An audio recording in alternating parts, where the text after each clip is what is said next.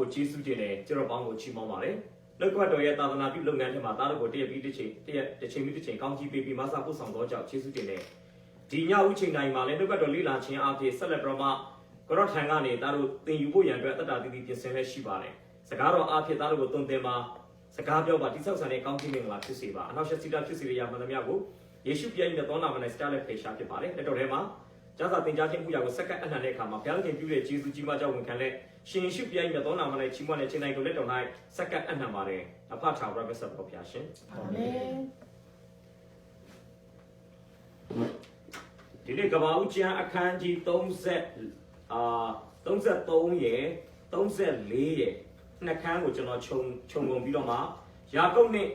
တဒံကူးပြောင်းရေးကာလဆိုပြီးတော့မှကျွန်တော်ခေါင်းစဉ်တက်ပြီးတော့မှဝေငှပေးခြင်းပါတယ်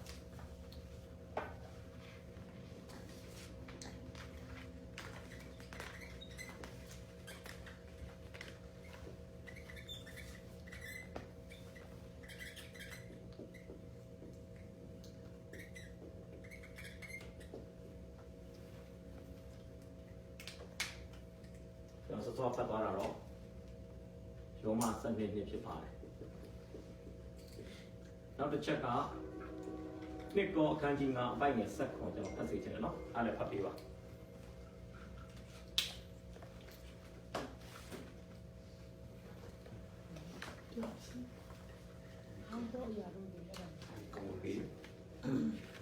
လူမီဒီကခက်တော်လိုက်ဖြစ်တယ်တစ်တတ်တော်ရှိဟောင်းတော့ရလို့ဒီပြောင်းလဲခက်တင်တော့ရလို့ဒီဟုတ်ကဲ့လူမီဒီကခရစ်တော်၌ရှိလေအသစ်ပြုပြင်တဲ့တရားဝါဖြစ်တယ်ဒါနဲ့မပြီးဘူးကဆက်လာတယ်ဟောင်းတော့ရလို့ဒီပြောင်းလဲပြီးခက်တင်တော့ရဘာဖြစ်လဲဆိုတော့ဒီမှာနှစ်ပိုင်းတွေ့ရတယ်ပထမတစ်ပိုင်းကခရစ်တော်၌တရားဝါအသစ်ဖြစ်ခြင်း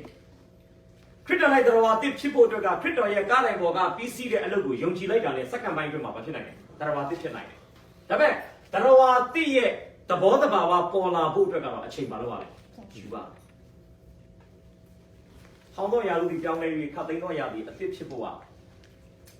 ကာလအချိန်တစ်ခုဘာလို့လဲဖြတ်တန်းဖို့လို့ဒါနဲ့တူလဲဆိုရင်ဘောက်ဖက်ကနေလက်ပြဖြစ်တယ်လို့ဘောက်ဖက်တစ်ကောင်လက်ပြဖြစ်ဖို့အတွက်တညထင်းနဲ့မရဘူးနှစ်ညထင်းနဲ့မရဘူးအချိန်ဘာလို့ရလဲရက်30လား45ရက်လားရက်60လားကာလတစ်ခုဘာလို့ရလဲဖြတ်ကျော်ပါဆိုတော့ဒီမှာလဲယာကုပ်မနေ့ကကျွန်တော်လေ့လာခဲ့တယ်ရင်ဆိုင်ရမိရှိခီ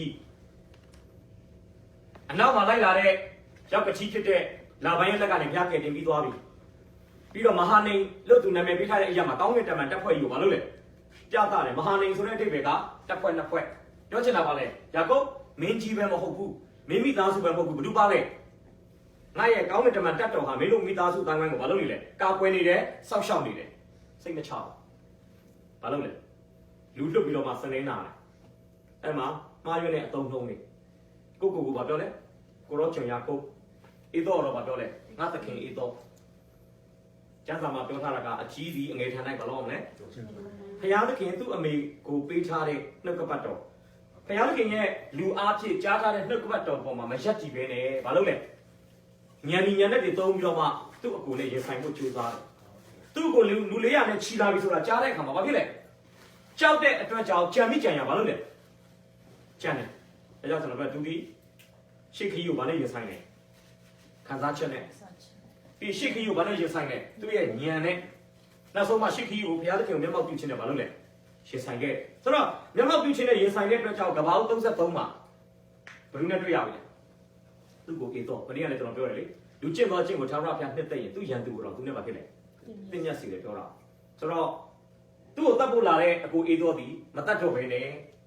သူ့ကိုဖက်ပြီးတော့မှညီကိုနှစ်ယောက်နမ်းရှုပ်ပြီးတော့မှမျက်ရည်ကျပြီးငိုကြွေးတယ်လို့ကျမ်းစာမှတ်တမ်းတင်တာဆိုတော့ဒီကနေကျွန်တော်ပြောချင်တာကရုပ်တရက်ကြည့်ရင်တော့ယာကုပ်ဆိုတဲ့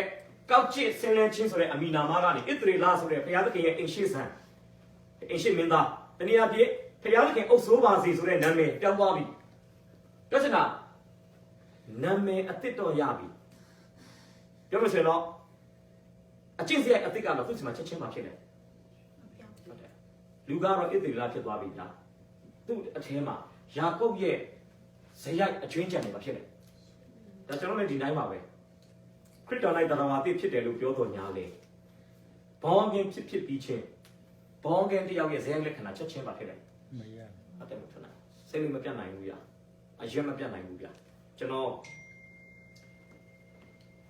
ဒီမလားဖြစ်မှာကျွန်တော်အစီခံခဲ့တဲ့နေရာမှာသူတို့နောက်ပြောင်မဲနဲ့ပြောတာရှိတယ်သူတို့အိမ်သွားလဲလို့ရှိရင်အခုတောက်မလားအေးတောက်မလားအမြုပ်တောက်မလားဘီယာပြောတာဒါကျွန်တော်ပြောအော်ဒီရောက်မှာပဲအတုအမြုပ်ဆိုတဲ့စကားလုံးမလုပ်နဲ့ဘောပါတာအစ်စ်တွေကျွန်တော်ဒီခါကျကျွန်တော်ဘာဖြစ်လဲခုနကကျွန်တော်ပြောသလိုတရားတစ်ဖြစ်ပြီမဲ့အမြုပ်တောက်တဲ့ဘဝကလည်းဘာမှဖြစ်နိုင်ဘူးလေလွတ်ချင်မှာ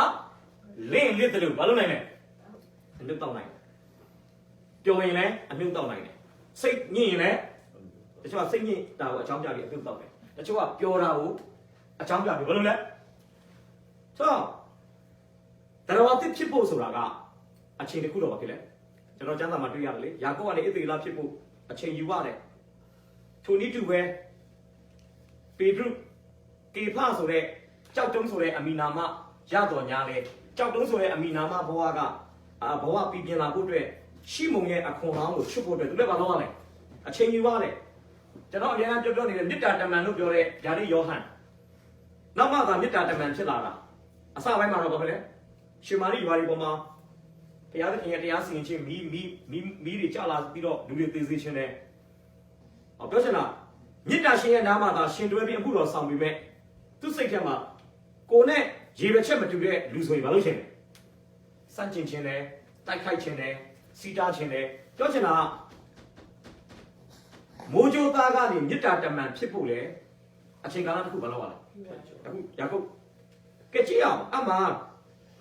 တဒံခုပြောင်းရေးကာလမှာတွေ့ရတဲ့သူ့ရဲ့သဘာဝလေးကျွန်တော်ပေါ်ပြမယ်ပထမဆုံးနံပါတ်1တဒံခုပြောင်းရေးကာလမှာယာကုပ်မှာဗာလေးကြံတယ်မျက်နှာလိုက်ချင်းကြံလေးတယ်ဗျာမျက်နှာလိုက်နေလို့ပဲဗျာအဲ့ဒါကြည့်ဖို့ကဘာဦး33 1နဲ့2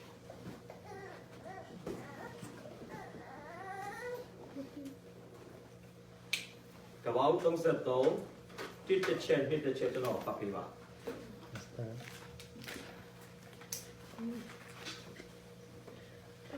ယာကုပ်ဒီမြို့ကြီးအကူဤတော်ဒီလူလေးရာပါချီ အောင်နဲ့ချီလာဒီကိုမြင်လေလေအားရခင်ကကျမနှစ်ယောက်တို့တွင်တားများတို့ကိုဝင်ပြီး၏ကျမနှစ်ယောက်ကိုကသူတို့သားများနှင့်ရှေ့ကနေစီလေအားနှင့်သူဤသားတို့ကိုအလယ်၌၎င်းယာခင်ကနှင့်ယောသတ်ကိုနောက်၌၎င်းထား၏ဘာလုပ်နေတော့လဲမိမ၄ယောက်ထဲမှာတခြားမိမတွေထဲရာခေလကိုမျက်နှာလိုက်တယ်သားသမီးတွေထဲမှာတခြားသားသမီးတွေထဲယောသတ်ကိုဘာလုပ်လဲပြောချင်တာသူ့ရဲ့အချစ်ဆုံးလူ၂ယောက်ကိုသူနဲ့အနီးဆုံးမှာထားပြီးကြံတဲ့လူတွေကိုတော့ဘာဖြစ်လဲအရှိပဲဆိုတော့ပြောချင်တာကအဲ့ဒါကဘာမှလည်းတွေ့ရလဲဆိုရင်ကဘာဦး33ခုတည်းကကျွန်တော်ယုံကြည်သူ88မှာအဲ့ဒါကိုကျွန်တော်ဆွေးနွေးခဲ့ပြီးဖြစ်ပါ33ဒီလာဒီအသက်ကြီးတဲ့အခါတာရောတက်ကိုရတော့ကြောင့်အခြားသောသားပေါင်းတို့ကိုချစ်တီတဲ့ရောတက်ကိုတာ၍ချစ်၏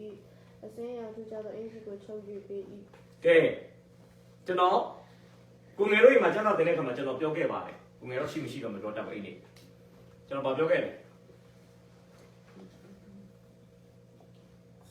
ယာကုပ်ဒီခွဲခြားတတ်တဲ့မျိုးစေ့ကိုပြီးပါစရာမဖြစ်လေဘာလို့လဲသူမွေးဖွားကြီးပြင်းခဲ့တဲ့မိသားစုမှာမျက်နှာလိုက်ကြတယ်ဘာဖြစ်လဲတားငယ်နဲ့တားကြီးရှင်လာရင်အဖေကတားကြီးကိုမျက်နှာပေးတယ်တားငယ်နဲ့တားကြီးရှင်လာရင်အမေကတားငယ်ကိုမျက်နှာပေးတယ်မျက်နှာပေးမှုရှိနေတဲ့မိသားစုမှာကြီးလာတဲ့တော့သူလည်းမလုပ်နဲ့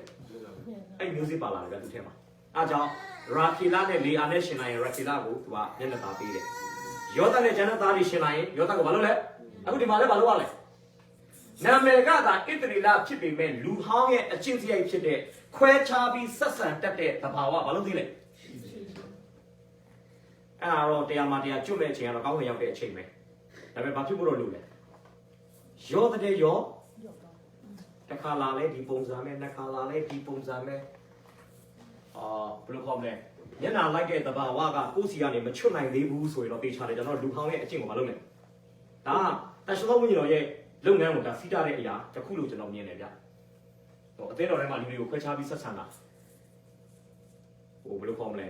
လူမျိုးရေးအရာမျက်နှာလိုက်တာတွေပုဂ္ဂိုလ်ရေးအရာမျက်နှာလိုက်တာတွေဟိုမျက်နှာကြီးရဟင်းဖက်ပါတာတွေကြောသားရင်သားခွဲခြားတာတွေဒါတွေကယုံကြည်သူအတိုင်းဝိုင်းမှာမရှိသင့်ဘူးလို့ကျွန်တော်ထင်တယ်ဒါပေမဲ့ပြောတာပဲဘာလို့နေရမလဲရှိနေတာဆိုတော့ကိုရခုလည်းကြည့်လေနာမည်ကဣတရီလာကျွန်တော်ဆိုလည်းနာမည်ကတန်ရှင်းသူယုံကြည်သူခရိယန်တဘာတော့ရှိနေတယ်ဒါကလောကသားတွေလုပ်တဲ့ဟာကျွန်တော်ကြားတာမှလည်းပါတယ်နော်ဒီမျက်နှာလိုက်တာနဲ့ပတ်သက်တော့ရှင်ယာကုတ်မှလည်းအဲ့ဒါတော်တော်ကြီးကိုတမန်ကျမ်းစာကကျွန်တော်တို့ကိုတတိထားဖို့အရာအတွက်ပြောထားတဲ့အရာတစ်ခုဖြစ်ပါတယ်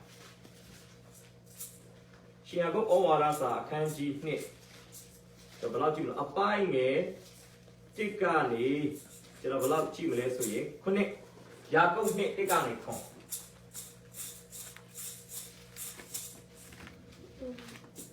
အကြည့်အောင်아니 고로 롱지가 무더 나로 특히 예수 그리스도의 용지신 아무마 눈연나고 타신 시자니 쉐레스니 땡데도 어부고 센도도 밑도 어부고 예신에도 두는 우디 띵노 이데야시아 대도 웬도 아까 땡데도 어부고 센도도 고지외 가문도 이 에야마 타이마 무일라가 신에도 두고 호마니로 또뭐 이 에야마 나치 띵콩 나치 띵콩 아마အောင်နိုင်ထိုင်တော့ပူ၍၎င်းတင်တို့ဒီပြောဆိုရင်တပတ်၌ငဲ့ကွက်သောစိတ်ရှိ၍မကောင်းသောအကြံအစီနှင့်စီရင်တော်သူဖြစ်ကြသည်မဟုတ်တော့ငါချစ်တော်မြေကိုတို့နားထောင်ကြတော့လောကတွင်ဆင်းရဲသောသူတို့သည်ယုံကြည်ရှိတဲ့ကနာကိုရတတ်စေခြင်းက၎င်းရှားရခင်ကိုချစ်တော်သူတို့အားပေးမည်ဟုဝန်ခံတော်မူသောနိုင်ငံတော်၏အမွေခံဖြစ်စေခြင်းက၎င်းထိုသူတို့ကိုရွေးကောက်တော်မူသည်မဟုတ်တော့တင်တို့သည်ဆင်းရဲသောသူကိုမထီမဲ့မြင်ပြုကြသည်တကားဝေရတတ်သောသူတို့သည်တင်တို့ကိုညှင်းဆဲနှိမ့်ဆက်ကြသည်မဟုတ်လောတရားပလီရှိ၌စွဲမြင်ကြသည်မဟုတ်လောတင်တို့သည်သမုတ်သောနာမတော်မြတ်ကိုသူတို့ဒီကဲ့ရဲ့ကြသည်မဟုတ်လော။ဘာတွေ့ရလဲ။တရားစရာမှာလူနှစ်ယောက်လာတယ်။တယောက်ကတင့်တယ်တဲ့အဝတ်ကိုဝတ်ထားတယ်။ဘာပြောလဲ။ကောင်းလို့တော့အရာမှာထိုင်ပါလို့လောကဝိပြုတယ်။နောက်တစ်ယောက်ဆင်းရဲတဲ့လူလာတယ်။ဘာလို့လဲ။ကိုမထိုင်ပါလို့ပြောတယ်။နောက်မှငါရဲ့ခြေတင်ရနောက်မှထိုင်ပါလို့ပြောတယ်။အဲ့ဒါကရှင်ယာကုပ်ဩဝါဒဆောင်ရေးနေတဲ့အချိန်မှာသူတို့ရဲ့ယုံကြည်သူတိုင်းမှာဒီလိုပြဿနာမလုပ်နေတယ်။ဒါကြောင့်ဒီမှာလဲပြောပြမယ်။ယာကုပ်ခရားနဲ့တော့လက်ဖူးတွေတွေ့ပြီးသွားပြီ။ပင်ညီလာအရက်ကိုကြော်ပြီးသွားပြီ။ဒါပေမဲ့ဘာတော့ကြံသေးလဲ။အဲ့ဒီအကျင့်စရိုက်ဟောင်းလူဟောင်းရဲ့သဘာဝပဲပြောမလား။လောကသားရဲ့အပြုအမူအကျင့်ကြံလို့ပဲပြောမလား။ဒီလောကီပုံစံဆောင်တဲ့ဟာကတော့ဘာလို့နေလဲ။ဒါလောကသားတွေလုပ်ပြတာလေ။ယုံကြည်သူမှမရှိရဘူး။ဒါပေမဲ့ခက်တာယုံကြည်သူမှလည်းဒီဟာဘာလို့နေလဲရှိနေတယ်ဆိုတော့ဒါကြောင့်ကျွန်တော်တို့ယာကုပ်လိုပဲတစ်ခါကြိုက်တဒံကူပြောင်းပြီးကာလထဲမှာဘာလို့နေလဲဟုတ်တယ်ကျွန်တော်တို့ကsinless တော့မဖြစ်နိုင်ဘူး sinless တော့ဖြစ်နိုင်တယ်အပြစ်လုံးဝကင်းတဲ့လူတော့မဖြစ်နိုင်ဘူးအပြစ်တရက်ပြီးတရက်ရောတဲ့အဲ့ဒါတော့ဖြစ်နိုင်တယ်ချီဆောင်ချင်းလာမှာပဲကျွန်တော်တို့ကတရားမှာတရားအပြစ်မျက်နှာပြင်ရပါဖြစ်တယ်ဟိုကျွန်တော်တို့ထဲမှာအပြစ်တရားကရှိနေတော့မယ်ကားတိုင်းမှာခရစ်တော်ထဲမှာထည့်ပြီးအပြစ်သားကိုပဲတတ်တာဟုတ်အပြစ်တရားကတော့ဘာလို့လဲအဲ့အပြစ်တရားကအလုံးမလုံးနိုင်အောင်ပဲလောဝါကတိုင်းကအပြစ်တရားကိုအပြစ်တရားရဲ့ဗာလဲအသုံးချရာနယ်ပယ်ဖြစ်တဲ့လူဟောင်းရဲ့ကိုယ်ခန္ဓာကိုပဲထိန်းချုပ်ထားတာကားတိုင်းမှာရိုက်သက်ပြီးဒါပေမဲ့ဒါကိုကျွန်တော်ဇာတိပဂိမှာပြန်ကျင်နေဒီအကောင်ကဘာဖြစ်လဲပြန်ပြီးအုံကြွလာနိုင်တယ်အပြစ်တရားအဲကြောင့်ယုံကြည်သူဖြစ်ရတာနဲ့မယုံကြည်သူလောက်တယ်လို့မျိုးဘာဖြစ်နိုင်လဲလောက်နိုင်အမျိုးမလုပ်ဖို့ဆိုရင်ကျွန်တော်ကာလတစ်ခုတော့မလုပ်ရမယ်အဲ့ဒါထိုတခင်မူကတိုးပွားပြီးငါမူကဆုတ်ရောက်ရမယ်ဆိုပြီးတော့မှအရှင်ရှုရဲ့အသက်တာနဲ့ကျွန်တော်တို့ရဲ့အသက်တာကိုဘာလို့ရမလဲလဲလေတဲ့အသက်တာဘာလို့လဲအခုတော့သူကအစတာထွက်ကစားပဲရှိတယ်လေတပေါင်း32မှာခရနဲ့တွေ့တယ်33မှာအေးတော်နဲ့တွေ့တယ်ဒါပေမဲ့ယုံကြည်သူဘယ်လိုခေါ်မလဲဖျားခင်ကတော့သူ့ရဲ့အသက်တာကိုနာမည်စပြောင်းလိုက်ပြီးပြောချင်တာပါလေမင်းအရင်လိုအသက်မရှင်နဲ့တော့ဘဝတည်အသက်တာတင်တယ်ဘာလို့လဲဒါပေမဲ့ဘဝတည်အသက်တာတင်တဲ့တာထွက်ပြီးမဲ့ဘဝဟောင်းမှာရှိတဲ့ဇယိုက်လေးတွေကတော့ဘာလို့လုံးဝဲလဲဒါဓာတ်ရချက်ချင်းပြောက်လို့မရဘူးနော်ဒါကြောင့်ကြည့်အောင်အဲ့ဒါတစ်ခုနောက်တစ်ခုကလူဤစိတ်ကိုနုညွတ်စေခြင်းဘာလဲတန်ကူပြောင်းရေးကာလမှာရှိနေတဲ့အရာဖြစ်ပါတယ်လူအကြိုက်လိုက်တာ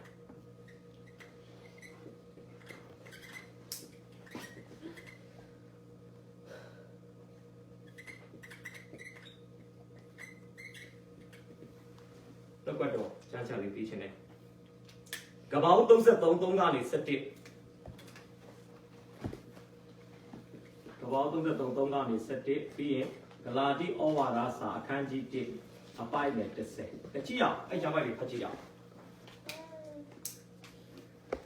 သူတို့ရှိမှကိုယ်တိုင်လွန်သွား၍ခုနှစ်ကြိမ်တိုင်အောင်အုံရပြတ်ဝတ်လျက်အကိုအနည်းသူချင်းကလေးသူအခါအေးတော်ဒီကျူဆူချင်းဟာပြေးလာ၍လေချင်းရှက်လျက်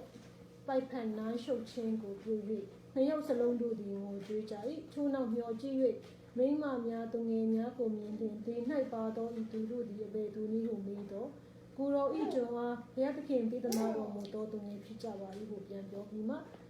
ကျွန်မတို့သည်မိမိတို့သားများနှင့်ချင်းကပ်၍အိုးညွှန်ကြ၏ထို့နောက်လေအာသည်သူ၏သားများနှင့်ချင်းကပ်၍အိုးညွှန်ကြ၏ထို့နောက်ယောသနှင့်ယာဂီလာသည်ချင်းကပ်၍အိုးညွှန်ခြင်းကိုပြုကြ၏အဲသောကလည်းကျွန်ုပ်တွေ့သောတရိษံစုအပေါင်းတို့သည်အဘယ်သို့သောအရာနည်းဟုမေးလျင်သခင်၏စိတ်တော်နှင့်တွေ့စေခြင်းဟာဖြစ်ပါသည်ဟုပြန်ပြော၏အဲသောကလည်းငါညီငါ၌လုံလောက်အောင်ရှိ၏သင်၏ဥစ္စာတို့ကိုယူထားအောင်လောဟုဆို၏ယာကုပ်ကလည်းသူတို့မဆိုပါနှင့်စိတ်တော်နှင့်တွေ့သည်မှန်လျှင်ကျွန်တော်ဆက်ကပ်သောလက်ဆောင်ကိုခံယူတော်မူပါဘုရားသခင်၏မျက်နာတော်ကိုဖုံးမြင်ရတဲ့ကဲ့သို့ကိုတော်၏မျက်နာကိုဖုံးမြင်ရပါ၏စိတ်တော်သည်လည်းလုံးညွတ်ပါ၏ကိုတော်ထံသို့ရောက်သောကျွန်တော်၏မင်္ဂလာကိုခံတော်မူပါဘုရားသခင်သည်ကျွန်တော်၌များစွာသောကျေးဇူးကိုပြုတော်မူပြီးကျွန်တော်၌လုံလောက်အောင်ရှိပါ၏ဟု၍တိုက်တွန်းသောကြောင့်ခံယူ၏ဟုတ်ပြီတကယ်တော့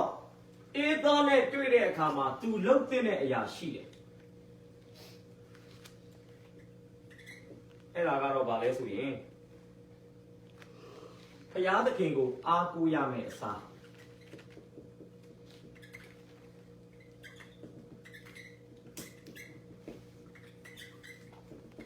ဘုရားသခင်ကိုအားကိုးရမယ်အစားဘာလို့လဲဒီချိန်မှာသူကျွန်တော်မနေ့ကလည်းပြောခဲ့တယ်ဘာဖြစ်သွားပြီလဲထော်ကျူယာကုပ်ပေါင်စစ်ပြုတ်သွားပြီအဲဒါကြောင့်သူကပေါင်စစ်ပြုတ်နေပြီထော်နေပြီတော့သူ့ဘဝမှာအကိုးစရာဆိုလို့ဖျားပဲကြံတော့တယ်ကပောင်း32 25ကျွန်တော်ဖတ်ပြပါသူပေါင်းစစ်ပြုတ်တဲ့အကြောင်းချမ်းစာမှာဖော်ပြတယ်နောက်30နဲ့31ထိုသူသည်မိမိမနိုင်မှန်းကိုသိလျင်ယာကုပ်ပေါင်ကိုထိုး၍လုံးထွေးပင်တွင်ပေါင်စစ်ပြုတ်လေပေါင်စစ်ပြုတ်လေဟုတ်ပြီနောက်တစ်ခု31ပေနွေကအရက်ကိုယာကုပ်လွန်သွားသောအခါနီထွက်ချိန်ရှိ၍သူသည်ထော့နေသွားလေဟုတ်ပြီတကယ်တော့ဖြစ်တင်တာကမိမိကိုယ်ကိုအားကိုးရာကနေဘုရားသခင်ကိုအားကိုးဖို့ကောင်းနေပြီဒါပေမဲ့ခြေတော့သာထော့ဂျိုးပေမဲ့ဘာလို့ချင်လုံးလဲတကယ်တော့အေးသောဖားနေလုံးမဲ့အေးသောစိတ်ကြည်ရာကြည်ချောင်းကိုသူအစွမ်းကုန်ကြိုးစားတာကိုကြည့်ချင်းအားဖြင့်သူဘာလုပ်နေလဲသူ့ရဲ့ဘယ်လိုခေါ်မလဲလူစိတ်ကိုနုညွတ်စေနိုင်တဲ့သူ့ရဲ့လှုပ်ဆောင်မှုကိုဘာလို့လုပ်မလဲဟုတ်တယ်ဘုရားကိုအားကိုးရမယ်အစားနောက်တစ်ခုဘုရားသခင်အကြောင်းကိုသက်သေခံရပြီအစားနံပါတ်5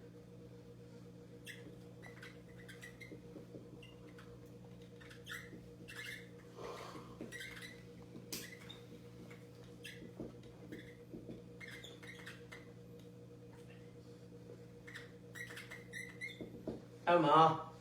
ဒါလေးပေါ်ပြခြင်းနဲ့သူ့ရဲ့ချောနေမှုကိုသူ့ကိုအေးတော့အကောင်းကောင်းသိတယ်သူ့ရဲ့ချောနေမှုကိုအေးတော့သိတယ်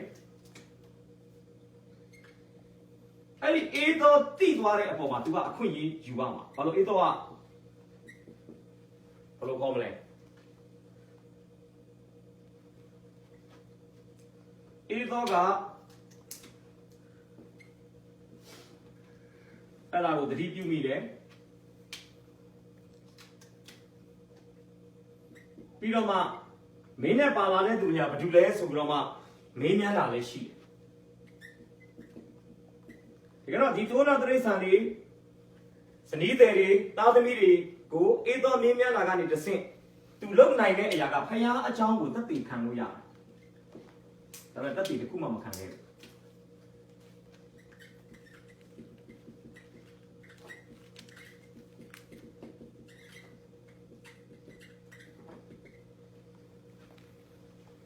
ဒါတော့လက်ရှိဖြစ်နေတဲ့သူရဲ့ထောင်းတဲ့အမှုအရာနောက်မှသူ့ကိုမင်းများနဲ့မင်းနဲ့ပါလာတဲ့ဟာတွေကမတူသေးတဲ့စသည်ဖြင့်တော့ဒီမှာကျွန်တော်ပြန်ဖတ်ပြမယ်သူဘာပြောလဲဆိုရင်ညော်ကြည့်၍မိမများသူငယ်များကိုမြင်လင်တင်လိုက်ပါသောဤသူတို့သည်အဘယ်သူနည်းဟုမေးတော်ကိုရောကျွန်အားဘုရားရှင်ပြည်သနာတော်မူသောသူငယ်ဖြစ်ကြပါ၏ဟုပြန်ပြောပြီးမှနောက်ကမှသူဘာဆက်ပြောလဲဆိုရင်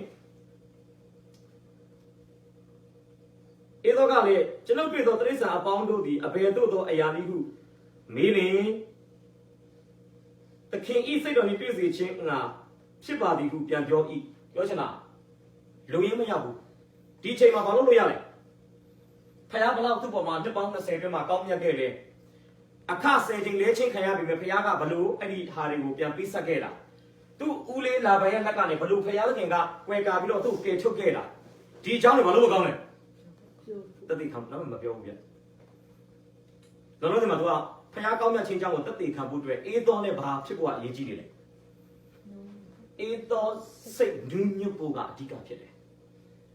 ဒါကြားစာမှာလည်းရှင်ပေါလုကဂလာတိတိ10မှာပြောတယ်လူဤစိတ်ကိုညှဉ်းညွတ်စေခြင်းကရှာကြံတယ်ဖခင်သခင်ရဲ့အစေခံကြောင်းမဟုတ်ဘူးပြောတာဒါချို့ကဘာလုပ်လဲလူတွေစိတ်ကျေနပ်မှုအတွက်ပဲလုပ်နေတာဗျချို့ကအရေးကြီးတာဖခင်သခင်ဘာဖြစ်ဖို့လို့လဲ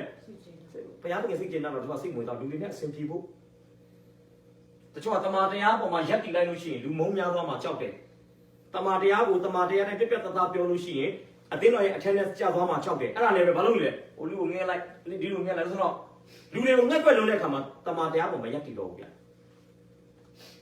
ဒါကျွန်တော်ဒီနေ့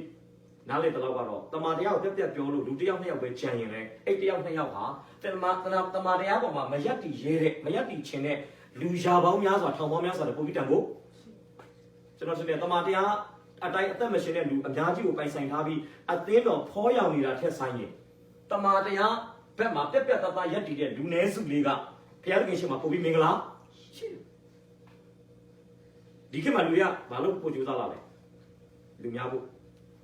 လူများလာတော့ကျွန်တော်ဆိုရင်နီလန်းပေါင်းစုံနဲ့ဆွဲဆောင်လို့ရတယ်ဗျာဘယ်လိုကောင်းမလဲတချို့ဆိုရင်အစာဟာတွေကျွေးမွေးခြင်းအဖြစ်လူတွေကိုစီးရုံးတာတွေရှိတယ်တချို့ဆိုလို့ရှိရင်ပေကန်ဆွန်ကျဲခြင်းတွေပေါ့ဒါတွေလောက်တာမှားတယ်လို့ကျွန်တော်ပြောချင်တာထက်လူများကိုရည်ရွယ်ချက်တစ်ခုတည်းနဲ့လုပ်တယ်ဆိုရင်တော့အန်ဒီရရှိတယ်ဗျကိုယ်မှာရှိတဲ့သိုးတော်စုမှာချိုးတဲ့လူတွေကိုပြုစုပြောထောင်တာဒါပြဿနာမဟုတ်ဘူးပေကန်တာဒါပေမဲ့ခုနကပြောသလိုပေကန်ချင်းကိုမများချိတ်လို့ရည်ရွယ်ချက်အနဲ့သုံးနေဆိုရင်တော့အန်ဒီရရှိတယ်တချို့ကပေးတာပဲယူတယ်ရုပ်ဝတ္ထုပေးတယ်သာရသက်မပေးဘူးအဲကြောင့်ရုပ်ဝတ္ထုယူပြီးပြန်သွားတယ်သာရသက်တော့မရလိုက်ဘူးဒါဆိုတော့ဗာနဲ့ဆရာကောင်းတယ်ဒါကြောင့်ကျွန်တော်ဒီမှာပြောချင်တယ်ဖခင်ကိုအားကိုးရမယ့်အစားကိုကိုအားကိုးတယ်ဖခင်အကြောင်းသက်သေခံရမယ့်အစားအေးသောစိတ်ကြည်နပ်ဖို့ကိုပဲသူရှေ့တန်းတင်တာတွေ့ရတယ်နောက်သူဘာလုပ်လဲ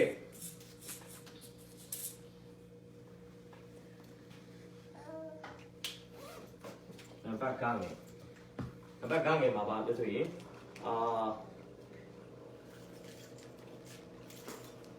ဝိညာဉ်ပြောက်ဝှခြင်းကိုပြုတယ်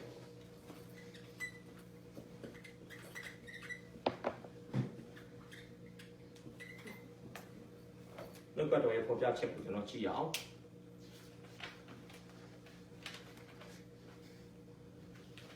ကပောက်33 36ခွန်ဖတ်ပေးပါဆက်တော့ကျွန်တော်ဒီမှာတော့ပုံမှန်ရေးပြီးဆိုမရေးတော့သူတို့ရှိမှကိုယ်တိုင်ကိုသွား၍ခုနှစ်ကြိမ်နိုင်အောင်ဦးမြို့ပြဝတ်ရဲ့အကူအနီးတို့ချင်းကတည်းက6လား6ခွန်ကျိုမတို့သည်မိမိသားများနှင့်ချင်းက၍ဦးမြို့ကြ၏ထို့နောက်လေးအားသည်သူ၏သားများနှင့်ချင်းက၍ဦးမြို့ကြ၏ထို့နောက်ယောသနှင့်ယာခိလသည်ချင်းက၍ဦးမြို့ချင်းကိုပြုကြ၏ကပောက်33တခန်းထဲမှာ ဥညွတ်တယ်ဆိုတဲ့စကားလုံးက9ချိန်လောက်တွေ့ရတယ်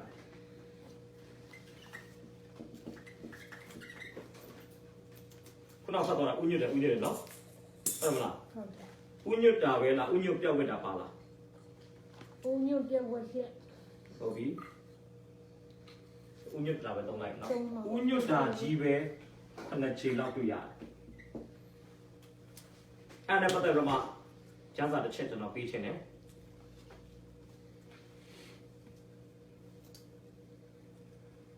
ဒေသနာ30ခုနှစ်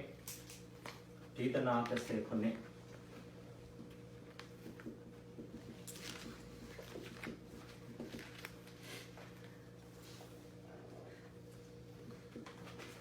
ကျွန်ုပ်တို့သည်မြင်းကိုစီး၍မိုးမတို့သည်ဂျွန်ကဲ့သို့မြေပေါ်မှခြေဖြင့်သွားရသောမှုကိုငါမြင်လေသည်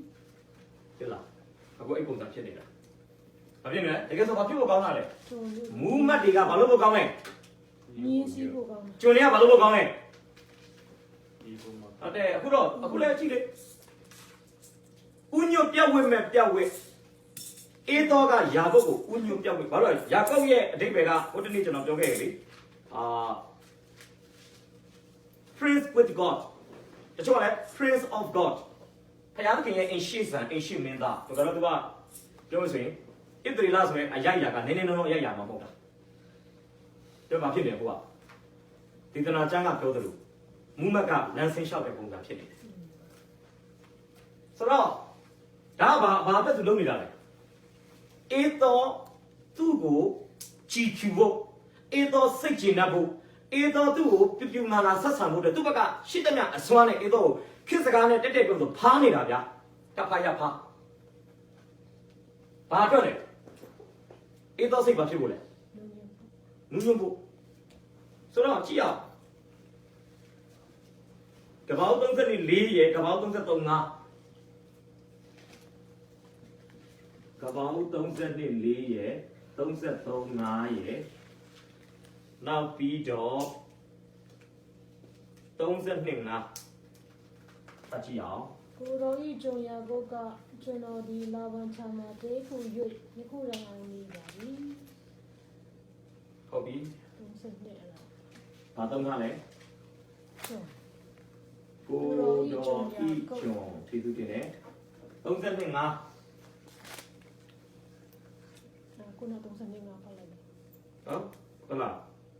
32 5လားလား ဟုတ်တယ်4 5 တစ်ချက်တော့ပြန်ဖတ်ပေးလား ကိုတော်ဤဂျွန်ယာကုတ်က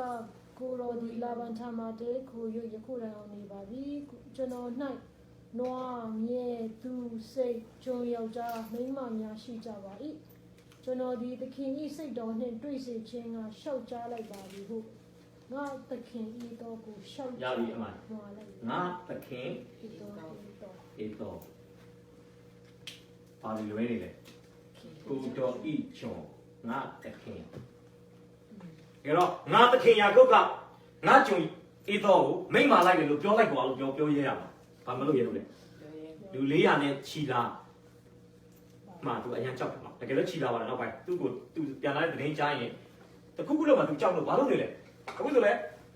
ပေနလာရမှာဖျားနဲ့တပန်းလုံးပြီးသွားပြီဒါပေမဲ့အေတော့ရှင်းမှာဘာလို့နေလဲဟုတ်တယ်ပြောချင်တာလွဲနေတာဘာလို့လဲတဒံကူပြောင်းရေးကာလယုံကြည်သူလည်းပြောင်းရေးကာလမှာကိုယ့်အရာကိုမသိတတ်ဘူးယုံကြည်သူလည်းအရာနဲ့တန်တဲ့စကားမပြောတတ်ဘူးအရာနဲ့တန်တဲ့နေထိုင်ပြုမှုဘာဖြစ်လဲဟုတ်တယ်ဟိုဘယ်လိုကောင်းမလဲဖခင်ခရစ်တော်၌ရှိတဲ့ကျွန်တော်တို့ရဲ့အရာအတိုင်းနေ့စဉ်သက်တာမှာအသက်ရှင်ဖို့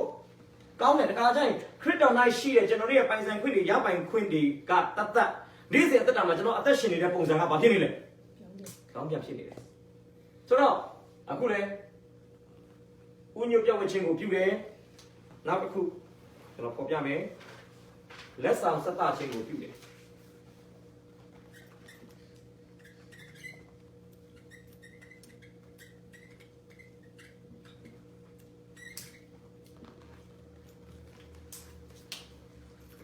ကျန်စာကပောက်33ရှစ်ကပောက်33ရှစ် အဲတော့ကလည်းကျွန်ုပ်တွေ့သောတိရစ္ဆာန်အပေါင်းတို့သည်အပေသို့သောအရာနည်းဟုမည်လေသခင်ဤစိတ်တော်နှင့် တွေ့စေခြင်းဟာဖြစ်ပါသည်လို့ပြန်ပြော၏ဟုတ်တန်ချမ်းအခန်းကြီး18ပိုင်းငယ်16 21 14အကြည့်အောင်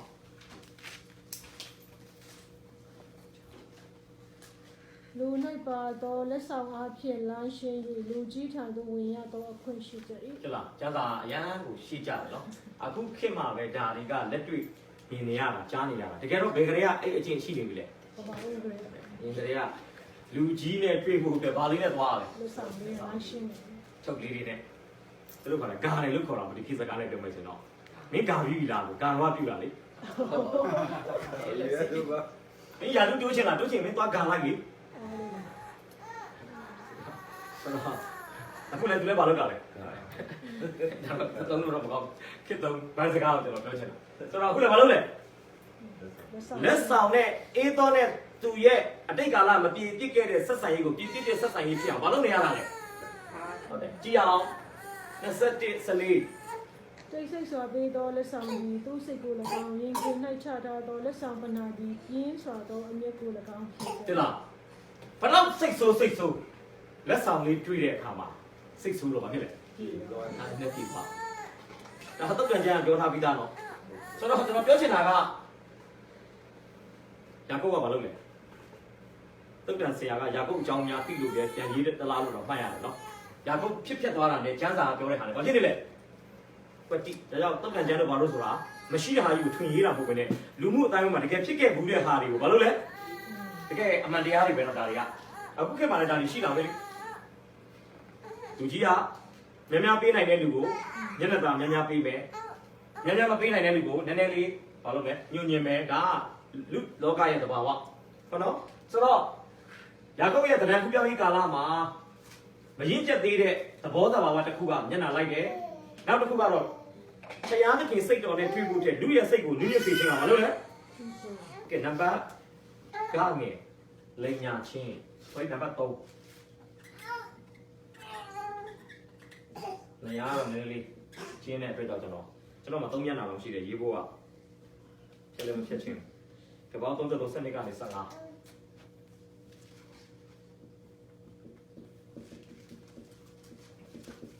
ကဖတ်ကြည့်ရ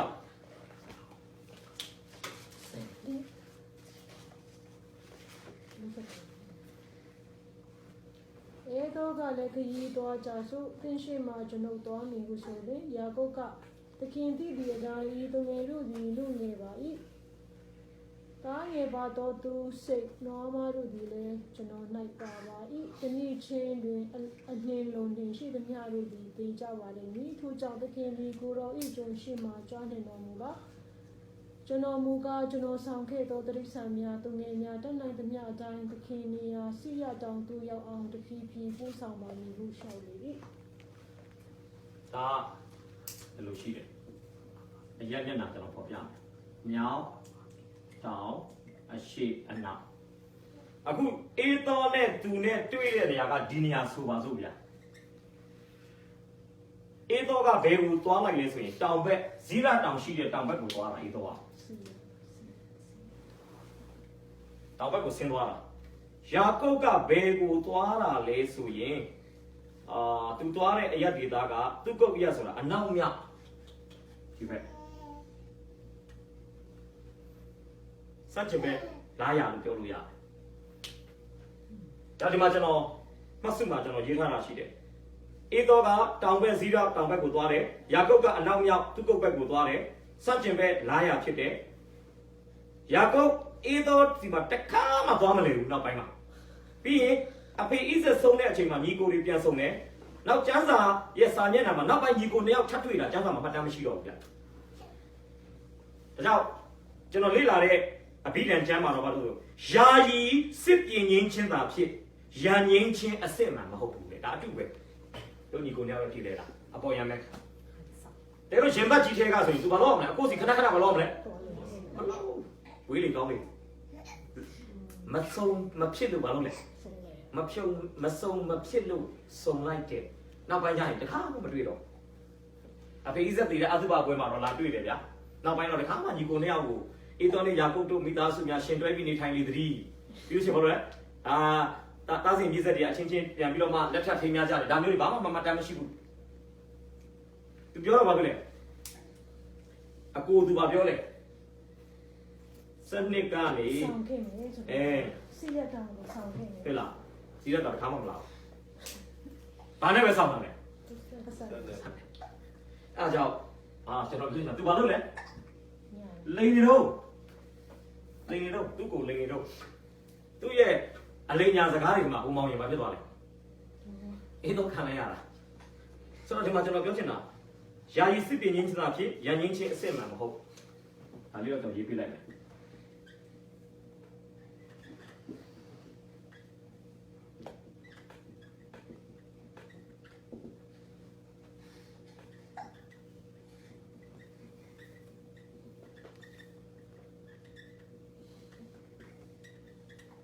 ကဲနောက်တစ်ချက်သွားရအောင်နောက်တစ်ချက်ကတော့ကျွန်တော်ပြောစရာများတယ်ဗျာဒါပေမဲ့၄ရတော့၄ရဲ့အောက်မှာ3ချက်လောက်ကျွန်တော်ပြောမယ်၄ကိုတော့ကျွန်တော်ဘယ်လိုကောင်းဖြစ်တာလဲဆိုရင်နာခံမှုကင်းမဲ့ခြင်းဒါတော့ဘုရားနဲ့ဆိုင်သွားပြီ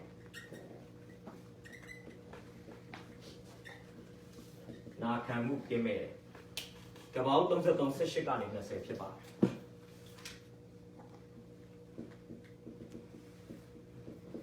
ကဲဖတ်ကြည့်အောင်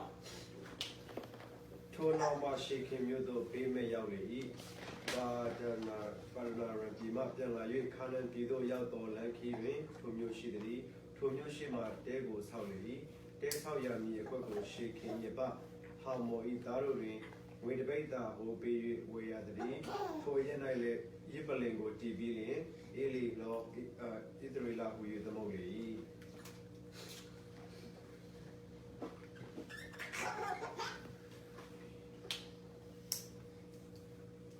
ရေးပေးခြင်းနဲ့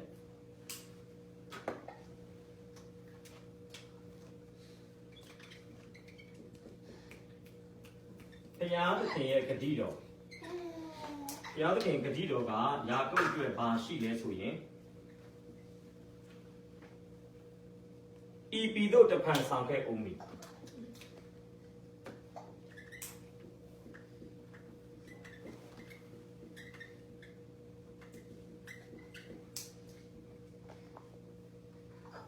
ဤပြည်သို့တဖန်ဆောင်ခဲ့ဦးမည်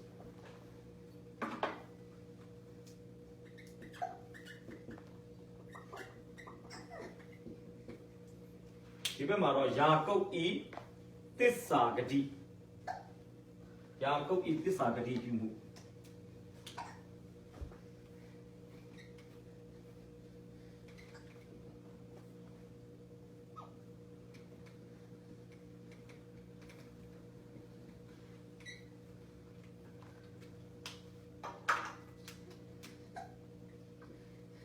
သူဘာပြောလဲ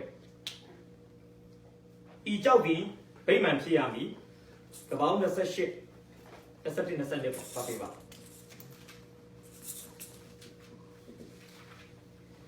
28 22 22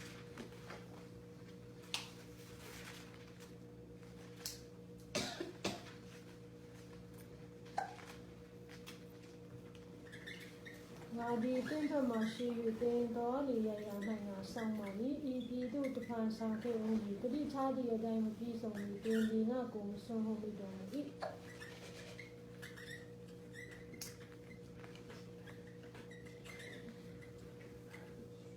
ပြီးရင်ကပောင်း28 22 22ဟုတ်ပြောရတာ ငါဒီတဖန်အဘ၏အိမ်သို့နေဝတ်စွာပြန်ရောက်၍ထာဝရဘုရားသည်ငါ၏ဘုရားဖြစ်တော်မူသည်၎င်း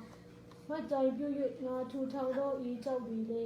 ဘုရားသခင်၏ဗိမာန်ဖြစ်ရမည်ပေးသနာတော်မူသည်များတို့ကိုဆယ်ဖို့တဖို့ပူဇော်ပါမည်ဟုသစ္စာပြု၏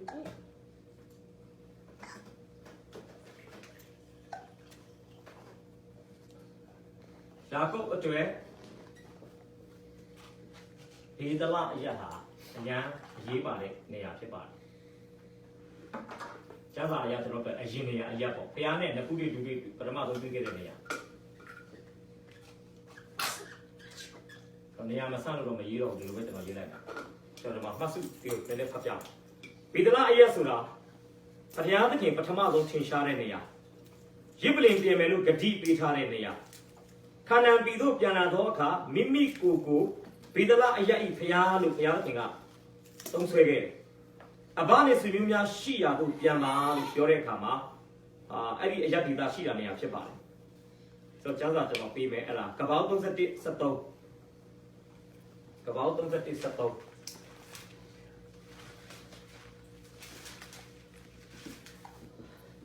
ငါကတင်သည်မှတ်တိုင်ကိုစီလောင်း၍ငါ၌သစ္စာပြုလို့ရဒီကလအယက်ဤဖျားခီယခု ဟုတ်ပြီဒါပြီဗေဒလာ အယက်ဤဖ ဘု ျား ရားတော်ပြောရင်တော့ဘာလို့လဲကျွန်တော်ပြောလေ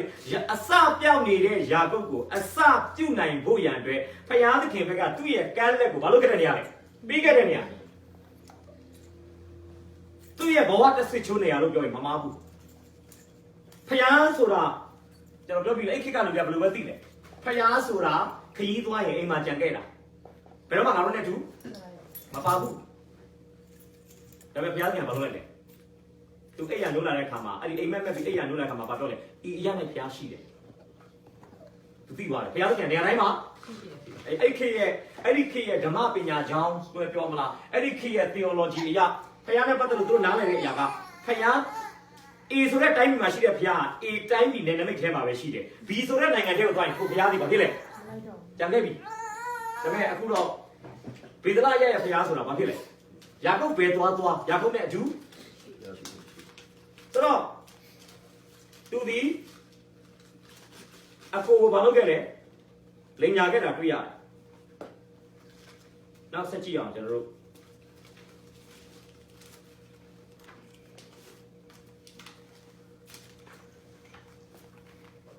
နောက်တစ်ခုကဖခင်ရဲ့အမိန့်တော်မှာရှိတယ်ဆိုရင်ဘိုးဘနေသောပြည်သို့ပြန်သွားလို့ယာကုပ်ရဲ့တုတ်ပြန်မှုကဗေဒလအယက်သို့မသွားသူ့ကုန်းနဲ့ရှီခင်မှာနေရာချတယ်အဲ့သူ့ကုန်းနဲ့ရှီခင်မှာယာကုပ်နေခဲ့တဲ့အချိန်မှာ10နှစ်လောက်ကြာတယ်နော်အကျမ်းစာရဲ့တမိုင်းကြောင့်နောက်ခံစာအုပ်တွေရပြန်တော့ပြန်လာတယ်နော်ဘိုးဘနေတဲ့တိုင်းပြည်ဒါပေမဲ့ဘာဖြစ်လဲဗေဒလရောက်တခါမှမသွားဘူးသူ့ကုန်းနဲ့ရှီခင်မှာပဲသူအခြေချတာဘာသူသမီးဒီနာစော်ကားခံရတာအဲ့မှာကျမ်းစာပညာရှင်တွေသုံးသပ်ချက်အရအဲ့မှာနေခဲ့တဲ့အချိန်ကာလက10နှစ်လောက်ရှိတယ်အဲ့ဒါဘာဖြစ်နေလဲနာခံမှုကင်းမဲ့တယ်ကျွန်တော်ကြည့်အောင်အဲ့နာခံမှုကင်းမဲ့တဲ့အထဲမှာနံပါတ်ကကြီးပေါ့နံပါတ်ကကြီးလေးကျွန်တော်ပြီးမယ်ပထမနံပါတ်ကကြီးကဘာလို့ဆိုရင်နာခံမှုကင်းမဲ့သောနေရာချခြင်း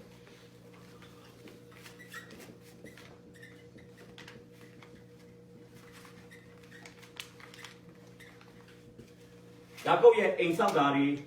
ယာကုပ်မိသားစုအခြေချနေထိုင်တာတွေမှာပင်လေသူ့ရဲ့မနာခံခြင်းကပေါ်လွင်နေတာဖြစ်ပါတယ်ကမ္ဘာ33စက္ကုံ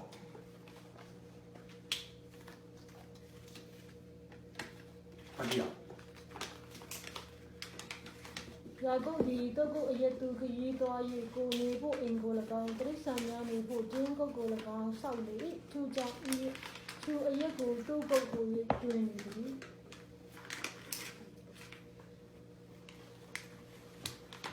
တကယ်တော့သူ့ကုတ်အရက်ဆိုတာတဲ့ပထဝီကြောင်းအရာကိုဝိညာဉ်ရေးရာအတွက်ပါအနောက်ပြန်ဆုတ်တဲ့ခြေလမ်းကိုဦးစားပြုတယ်သူကအရှိသွားမယ်ကအနောက်ပြန်ဆုတ်တယ်လို့ပြောလို့ရတယ်ခဏပြောရလေအေးတော့နဲ့တွေ့ပြီးတဲ့ခါမှာသူကအနောက်မြောက်ကိုသွားတာအမှသူ့ကုတ်အရက်ရှိတယ်ပြောချင်တာသူသွားတဲ့နေရာဒီအနောက်ဘက်ဖြစ်တယ်လို့ဝိညာဉ်ပိုင်းဆိုင်ရာမှာလည်းအနောက်ပြန်ဆုတ်တယ်ပထဝီကြောင်းရတယ်သူအနောက်ဘက်ကိုဦးတည်တယ်လို့ဝิญญาณရမှာလည်းနောက်ပြန်မလုပ်နေလဲနောက်ပြန်ဆုံးနေတာနောက်ကြည့်အောင်ကျွန်တော်တို့ယာကုပ်ဒီတဲ့သူ့ကုတ်အရက်တို့ခရီးသွားခြင်းနဲ့ပတ်သက်ပြီးသုံးသပ်ချက်များဘယ်လိုသွားလဲသူ့ကုတ်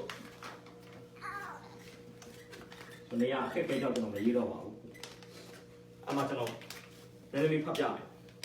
ဘာလို့ယာကုပ်ဒီအဖေရှိတဲ့နေရာကိုမသွားဘဲနဲ့သူ့ကုတ်ရက်ဘက်ကိုထွက်သွားရလဲဆိုရင်မိမိလိန်ခဲ့တဲ့အဖေကိုတွေ့ဖို့ရန်နဲ့ခွင့်လွှတ်ခြင်းတောင်းခံဖို့ရန်သူ့မှာဆန္ဒမရှိဘူး။နောက်အေသောနဲ့နီနီကက်ကက်အချိန်ပေးဖို့ရန်ဆန္ဒမရှိဘူး။နောက်တစ်ချက်ကဆယ်ဖို့တဖို့ပေးရမှာကြောက်လို့နောက်ယော်ဒန်မြစ်တစ်ဖက်၌ရှိတဲ့သူ့ကုတ်ရက်ဒီတိရစ္ဆာန်များအတွက်စိမ့်လန်းသောကျက်စားစရာနေရာကောင်းများရှိတဲ့အတွက်ကြောင့်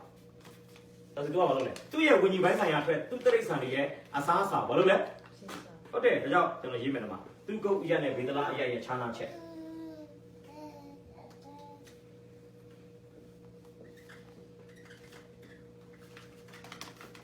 သူကုတ်အရက်နဲ့ဗေဒလာအရက်ခြားနာချက်သူကုတ်အရက်ကဘယ်လိုမျိုးလဲဆိုရင်ယော်ဒန်မြစ်ဝမ်းနားမှာရှိတယ်တိရစ္ဆာန်တို့အဖို့အရန်ကောင်းတယ်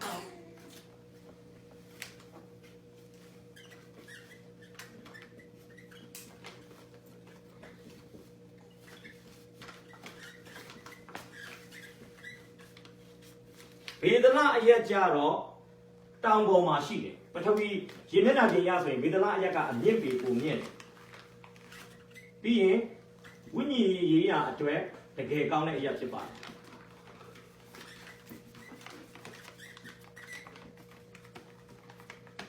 ဒီကျွန်တော်လည်းဘာဖြစ်နေလဲဒါကျွန်တော်ယုံကြည်သူတချို့ကျွန်တော်နောက်ကွက်တော့ဝင်ကားတိုင်းမှာအကြံပေးတာရှိတယ်။နေရာဒေသတစ်ခုကိုသွားတော့မယ်ဆိုတဲ့အခါမှာကားမှတ်တိုင်းယထာဘူတာလေရင်ကွင်းနီးတယ်ဆိုတာချက် shopping mall တွေဆေးရုံတွေစာသင်ကျောင်းတွေနီးတယ်ကောင်းတယ်ဆိုတာချက်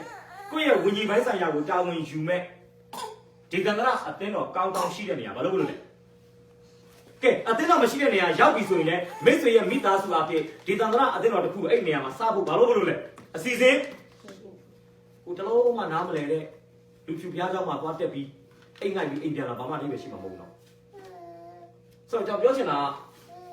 ကျွန်တော်အခြေချတော့မယ်ဆိုဘာအဓိကကြည့်ရမလဲ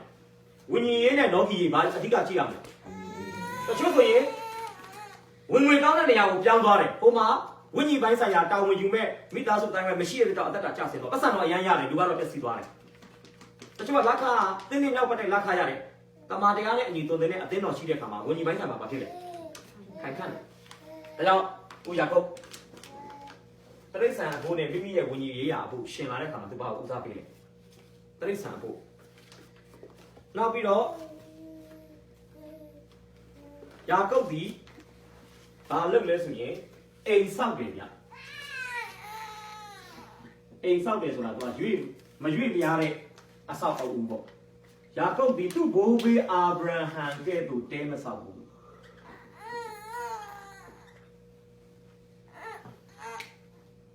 တဲဆိုတာရွှေ့ပြောင်းလို့ရတယ်လို့ပြောလို့ရတယ်အိမ်ကြတော့ပြောစတယ်တနေရာထဲမှာအသေးပဲဆိုတော့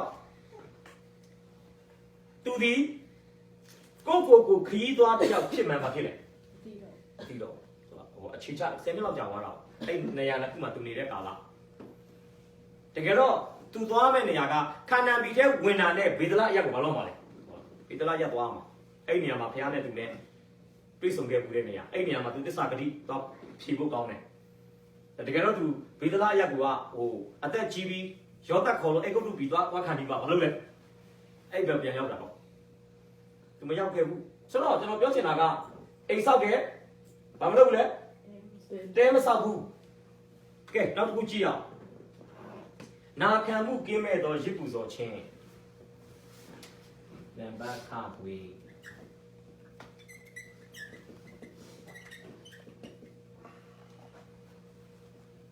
နာခံမှုကင်းမဲ့သောရစ်ပူဇော်ခြင်းအပြင်ပန်းရကြည့်ရင်တော့ယာကုပ်ရဲ့ရစ်ပူဇော်ခြင်းဟာတကယ်ကောင်းတယ်လို့ပြောလို့ရတယ်ဒါပေမဲ့ဝိညာဉ်ပိုင်းဆိုင်ရာအရာကြည့်မယ်ဆိုရင်ဒါက for sure ပေါ့အပေါ်ယံဘာသာရေးပုံစံနဲ့ဖြစ်တယ်ကပောက်33ဒီနေရာမှာ18လေးတစ်ချက်ဖတ်ပြပါ33 19ရင်ဖတ်ပြမယ်အိမ်မဆောက်တဲဆောက်တယ်ဆိုအိမ်ဆောက်တဲမဆောက်ဆိုတဲ့ဟာကပောက်33 19ယာကုပ်လည်းသူကုတ်အရက်သူခရီးသွား၍ကိုနေဖို့အိမ်ကို၎င်းတိရစ္ဆာန်များနေဖို့တင်းကုတ်တို့ကို၎င်းဆောက်လေ၏ကိုနေဖို့အိမ်ဆိုတဲ့စကားလုံးကိုရအဲ့နေရာမှာသူကခီးသွားဧည့်သည်ကဲသူခဏတစ်ဖြုတ်ရက်နာတာမဟုတ်တော့ပဲဘာလို့လဲဒီနေရာကောင်းတယ်ကွာဆိုဘာလို့လဲဘယ်မှမပြောင်းတော့ဘူးကွာဒါပေမဲ့နောက်ပိုင်းမှာသူ့ကုတ်ကနေရှေးခင်ကိုပြန်သွားတယ်ဒါပေမဲ့ကျမ်းစာပညာရှင်တွေအားလုံးကတော့ဘာကြောင့်သူ့ကုတ်ကနေရှေးခင်ကိုယာကုပ်သွားခဲ့တယ်ဆိုတာကိုပြောနိုင်တဲ့လူတယောက်မှမရှိဘူး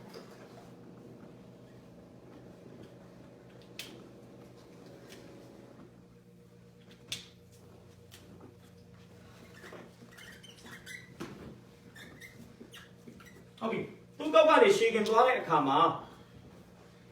ကျွန်တော်ကြည့်ရအောင်33:18မပေးပါကပောက်33:18ထိုနောက်မှရှိခင်မြို့သို့ဘေးမဲ့ရောက်နေဤပါရဏရမှပြန်လာ၍ခါနာပြည်သို့ရောက်သောလမ်းခရီးဖြင့်လမ်းခရီးတွင်ထိုမြို့ရှိသည် ဟုတ်ပြီဘေးမဲ့ရောက်ဘေးရန်တွေတစုံခုမှမတွေ့ဘဲနဲ့အဲ့ဒီမှာရောက်လာတယ်ပြီးရင်33:18တူပဲလား နောက်တစ်ခုနောက်ပတ်ရှိခင်မြို့သို့ဘေးမဲ့ရောက်နေ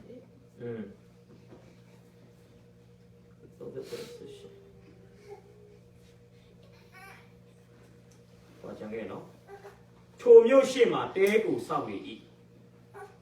အားလေးတစ်ချက်ပေါ်ပြချင်တယ်ရှေခင်မျိုးရှေ့မှာတဲစောက်တယ်ဒီမှာတော့တဲစောက်တယ်ဆိုတဲ့စကားလုံးပြန်တွေ့ရတယ်ရှေခင်မျိုးရှေ့ဘာလို့လဲတဲစောက်တယ်ဒါလည်း33:18ကဲနောက်တစ်ချက်ကြည့်အောင်နောက်တစ်ချက်က33:19တဲဆောက်ရမည်ရဲ့ပုဂ္ဂိုလ်ရှိခင်ရဲ့ပအမောဤသားတို့တွင်ဝေတသိတာဘိုးပေးဝေရသည် ကဲ19ဟလား ဟုတ်တယ် ရေကွက်ဝယ်တယ်ပြီးရင်33:20ထိုရဲ၌လည်းရစ်ပလင်ကိုတီးပြီးလေဒီလောဒီလာဒီသမုတ်လေး ရေပလင်တဲတယ်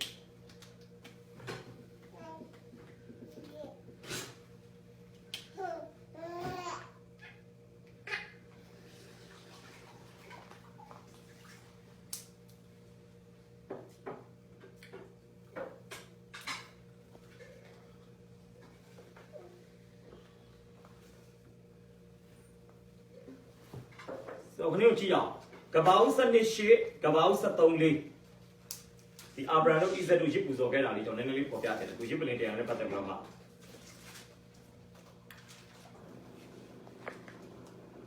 ထိုရဲမှသွားပြန်၍ပေဒလာမြို့အရှိ၌ရှိသောတောင်သို့ကြောင်းသည်ဖြင့်ပေဒလာမြို့အရှိအာနမြို့အနောက်ဆက်ကြမှာတဲကိုဆောက်၍ထာဝရဘုရားဘို့ရစ်ပလင်ကိုတီးပြီးလေ ရပြီထာဝရဘုရားဘုရစ်ပလင်ကိုတည်ပြီးရင်ကဲ73လေး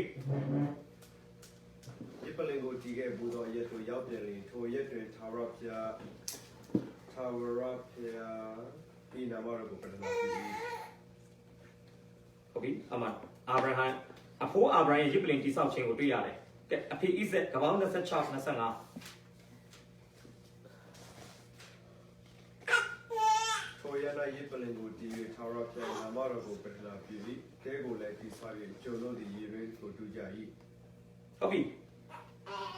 အာဗြဟံရစ်ပလင်ဆောက်တာတွေ့ရတယ်ဣဇက်ရစ်ပလင်ဆောက်တာတွေ့ရတယ်ယာကုပ်ဘာလို့လဲကပောင်း33 20မှာဘာလို့လဲ အိမ်ဆောင် ရစ်ပလင်ဆောက်တယ်အိမ်ဆောက်ပြီးတော့ရစ်ပလင်တည်တယ်လို့ပြောတာဆိုတော့ပြောချင်တာကကျွန်တော်တို့ဒီမှာဘာပြောဆိုရင်ကပောင်း26 20မှာကျွန်တော်ကျမ်းစာရဲ့သမိုင်းအရကြည့်ရင်ကပောင်း25မှာကတဲ့ကဘာဖြစ်နေပြီလဲယာကုပ်မွေးနေပြီလေဒါကပောင်း25မှာ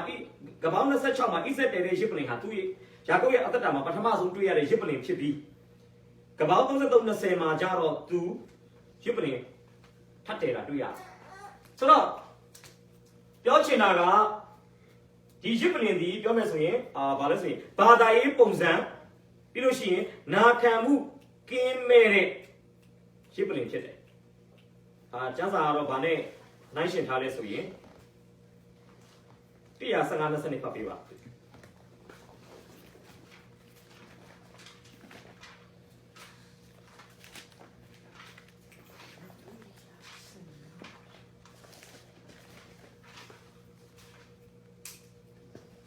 ရှမွေလကလည်းထာဝရဘုရား၏အမိန့်တော်ကိုနားထောင်ခြင်း၌အားရတော်မူတကယ်သို့မိရှုရ၏အစာရှိသောရင့်မျိုးတို့ကိုပူဇော်ခြင်း၌အားရတော်မူမည်လော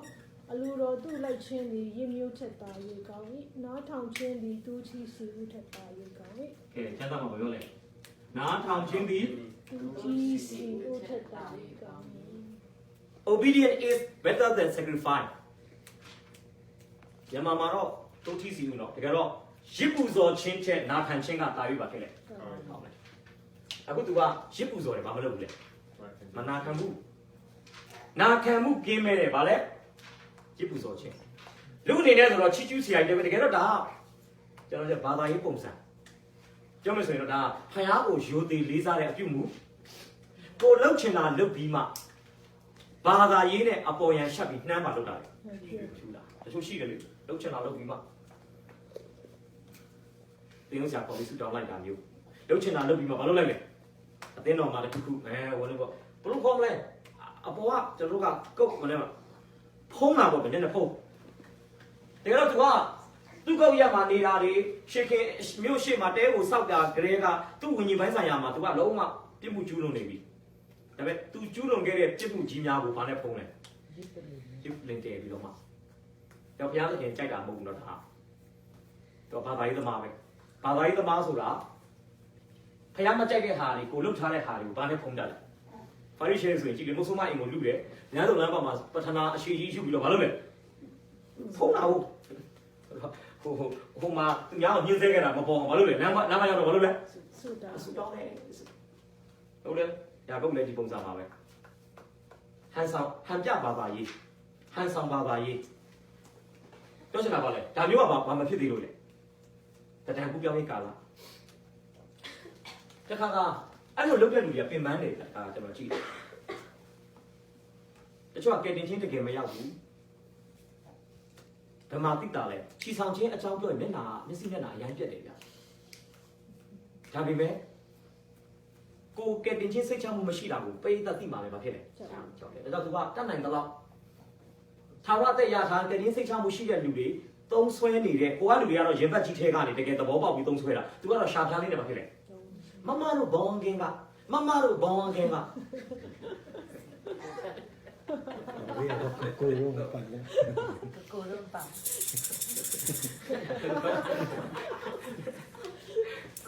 မချင်နိုင်ကိုလို့တက်လို့ရတယ်နော်ဆိုတော့ပြောချင်တာဘာဖြစ်လဲတချို့အဲ့လိုရှိတယ်ဒါကြောင့်နာမည်ခံခရိယန်တွေကကဲတင်းစိတ်ချမှုရှိတဲ့ခရိယန်တွေတဲ့ဆိုင်ရင်အဲ့အပြင်အခွန်မှာဘာဖြစ်လဲဘုရားကျောင်းထဲမှာစကားမပြောဘူးဘုရားကျောင်းထဲမှာနေကြစိတ်မစားဘူးဘုရားကျောင်းထိုင်ကုန်မှာပြီးကဲတွေမကတ်ထားဘူးဘုရားကျောင်းထဲမှာဖုံးကြေကြီးမပြောဘူးစကားကြေကြီးမပြောဘူးဘုရားကျောင်းထဲမှာဖုံးမပုတ်ဘူးနော်ဘယ်လိုခေါ်မလဲအတင်းတော်ရဲ့ဝိပုကိုယ်ွယ်ချင်းအစီအစဉ်ကိုဘာဖြစ်လဲ respect ဘာလို့လဲဒါပေမဲ့တို့ကပြဿနာထာဝရသမီးရတယ်ပြဿနာဘောင်းကဲနေရတော့ဘာဖြစ်လဲကဲတင်းစိတ်ချတော့အပြည့်ဒါပေမဲ့ခါကျအဲ့နေရာမှာဘာဖြစ်လဲနည်းနည်းလေးလွတ်သွားတယ်ကြာအရှိဆုံးပုံမှာထိုင်ပြီးတော့လည်းကြွေးဟယ်လိုဆရာကျမ်းစာသင်ဖို့တော့မှတရားဟောချက်အကုန်ကြောက်သွားတယ်ကြာဟုတ်လားထားလည်းမထားဘူးဗျာအေးငါရှိဘုရားကြောက်တက်နေတယ်အေးပြီးငါလာခဲ့မယ်ဟာကျွန်တော်မှတော့ဒုက္ခရောက်တယ်ခါကျရင်ဆိုတော့အဲ့လိုဆိုတော့ပြောချင်တာတစ်ခုလုံးတော့တူတာပေါ့နော်ဒါကြောင့်ဘောင်းကတင်းစိတ်ချမှုရှိတဲ့ခရိယန်တွေလည်းဒီယုံကြည်သူတယောက်ရဲ့အကျင့်စာရိတ္တကိုဘာလို့လဲဘယ်လိုခေါ်မလဲခရိယန်တယောက်ရဲ့ပြုမှုနေထိုင်တဲ့ဇယိုက်လက္ခဏာကျွန်တော်အသက်တာမှာပြုစုပြုထောင်ဖို့တော့လိုတယ်ခရိယန်တယောက်ကဘယ်လိုသွားလာကျင်လည်ရမလဲဆိုတာအခါကျကျွန်တော်တို့ကဒီ Christian ethic တွေမသိတာလည်းပြဿနာနော်ခရိယန်နီတိပေါ့ခရိယန်တယောက်ခရိယန်နီတိတွေလည်းသိဖို့လိုတယ်အဲကျွန်တော်တို့ကဘာနီတိမှမသိမယုံကြည်သူနာမည်ခံနေကြတော့နီတိအရန်ပိုင်နေကြခက်တာအဲမှာဘာမှသာဝရသမယနော်ကျွန်တော်ဒီလိုပြောချင်တာကျွန်တော်တို့အပေါ်ယံလောက်တာတွေကဘုရားသခင်ရှေ့မှာတကယ်ရှင်မုန်းစရာကောင်းတဲ့အရာတွေဖြစ်ပါတယ်အပေါ်ယံလောက်တဲ့စက္ကအနံ့ချင်းတွေအပေါ်ယံအစီခံချင်းတွေဒါကြောင့်ကျွန်တော်တို့ကအလူရှင်မှန်းသိအောင်မန္တတိုင်မလုပ်ချင်ဘူးဟုတ်တယ်အဆိုတော်တယောက်ဆိုတယ်လေအလုံးဝနဲ့ပြောအဓိကဘုရားသိစေဖို့လို့ပြောတာကျွန်တော်တို့အမှုတော်လက်ထက်မှာပေးဆက်နေတာတွေပါဝင်တာတွေကလူတွေအရှိမအမှတ်ရဖို့တဲ့ဘုရားခင်ရှိမှာဘာဖြစ်လဲအမှတ်ရဖို့ဒါအရေးကြီးတာအခု तू ကသူ့သားသမီးတွေရှိမှာတော့ဘယ်လိုထင်နိုင်လဲဒါကိုယ့်ရဲ့သားသမီးတော့ငါတို့အဖေကဘုရားသခင်ကိုတကယ်ကိုဘာလုပ်လဲဒါပေမဲ့နာခံမှုမပါတဲ့ဟစ်ပူစော်ချင်းရှောလူနဲ့အတူတူပဲရှောလူလည်းဘာလို့လဲအာမလက်အမျိုးကိုရှစ်ဖြက်စီမဖြက်စီဘူးသူအမျက်အလှတွေယူလာတယ်ရေပဲချက်ကဘုရားကိုဘာလုပ်လဲသူ့ရဲ့မနာခံခြင်းကိုရစ်ပူစော်ခြင်းနဲ့ဖုံးဖို့ကြိုးစားတယ်ဒါဘုရား sorry ပဲမကြိုက်ဘူးဘုရားမကြိုက်ဒါကြောင့်ဒီမှာလဲနာခံမှုကင်းမဲ့တဲ့ရစ်ပူစော်ခြင်း ဘုရားဒီမှာကျွန်တော်စာသားလေးကျွန်တော်ဖတ်ပြမယ်အတော့ပြောထားနော်ကျွန်တော်တို့မရှိသင့်မရှိအပ်တဲ့နေရာမှာကျွန်တော်တို့ရှိနေခဲ့မယ်ဆိုရင်အဲ့ဒီနေရာမှာဘုရားကိုကိုးကွယ်ဖို့ရန်အတွက်တော့အလွန်အကျွံကိုခက်ခဲပါလိမ့်မယ်တဲ့ပြောမယ်ဘုရားခင်မရှိသင့်မရှိကျွန်တော်တို့ယုံကြည်သူတယောက်အနေနဲ့မရှိသင့်မရှိအပ်တဲ့နေရာမှာကျွန်တော်တို့ရှိနေခဲ့မိပြီဆိုရင်ထိုအရာထိုနေရာမှာဘုရားကိုကိုးကွယ်ဖို့ဆိုတာအလွန်အကျွံကိုခက်ခဲပါလိမ့်မယ်အခုလေဘုရားခင်မရှိစေတဲ့နေရာမှာဘာလုပ်နေလဲဘုရားခင်မရှိစေတဲ့နေရာမှာရှိပြီးတော့ဘုရားကိုကိုးကွယ်ဖို့ဘာလုပ်နေလဲအစွမ်းကုန်ကြိုးစားကဲနောက်ဆုံးတစ်ချက်ကြည့်ရအောင်နော်နံပါတ်3လေးသွားရအောင်နော်နံပါတ်3ကိုကျွန်တော်ဘယ်လိုကောင်းစဉ်မှတ်ထားလဲဆိုရင်နာခံမှုကင်းမဲ့သောတိတ်ဆိတ်စွာနေခြင်းဒါလည်းကြောက်စရာကောင်းပါ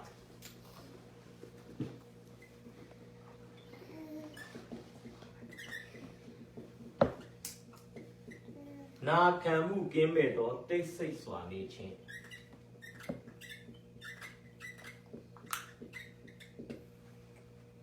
ကပောက်34ငါ34တော့ကျွန်တော်ကူးသွားရအောင်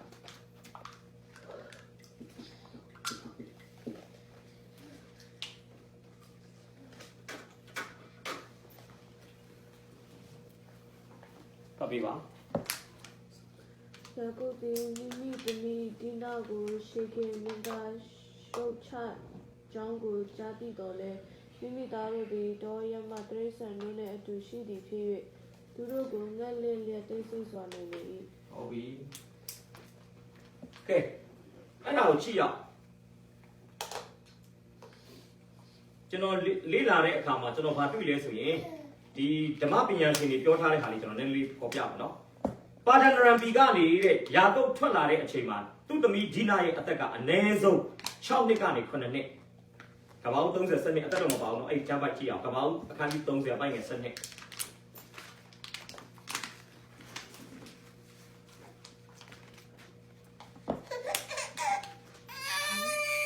ကပန်ဒီအိဂျုံမာဇီလပါဒီယာကောဝါနချင်းရောပေါ်တာကိုဖွားမြင်ပြီးရှိတော့ဒီယာကငါနဲ့နေတာရှိ၏လူသမီးတို့ဒီငါ30စနေနော်30ရဲ့စနစ်ဟလာဟုတ်တယ်ပါလေ စပန်လီဂါဤ ဟုတ်ပြီကျွန်းမစပါဒီယာကောယာကုပ်အားနည်းမြောက်သောသားကိုပွားမြင်သည်ရှိသောလေးအားကငါ၌မင်္ဂလာရှိလူသမီးတို့သည်ငါကိုမင်္ဂလာရှိသောသူကိုခေါ်ကြလိမ့်မည်ဟုဆိုသဖြင့်သူသားကိုအာရှာအမည်ဖြင့်မဲ့လေ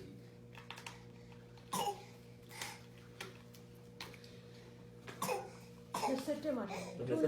သမီးကိုဖွာယူဒီနာအမည်ဖြင့်မဲ့လေ30နဲ့17ဟုတ်တယ်ဟုတ်တယ်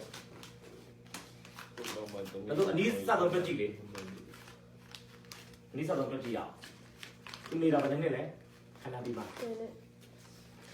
ခဏပြီးပါ sorry ပါဒနရန်တိုင်းပြီးပါဗတဲ့နဲ့လဲ14နှစ်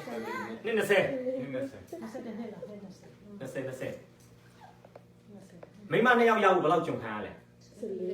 ဥစ္စာပစ္စည်းတွေရဖို့တေချာတာပထမ9နှစ်မှာတော့သူကလူပြိုပဲဒုတိယ9နှစ်မှာမပြိုတော့တာအဲ့ဒုတိယ9နှစ်ထဲမှာဘာရလာလဲမိမ4ယောက်ရတယ်လေကျွန်တော်တင်တယ်ဒုတိယ9နှစ်ထဲမှာကောတရိษံတွေကိုရဖို့အတွက်အလုပ်လုပ်နေတဲ့6နှစ်မှာကောအဲ့73နှစ်အတွင်းမှာဘာရနိုင်လဲသာသမီရနိုင်အားကြောင့်တချို့ကတော့ဒီနာအသက်ကို6နှစ်9နှစ်ဆိုတာကျွန်တော်မြင်တယ်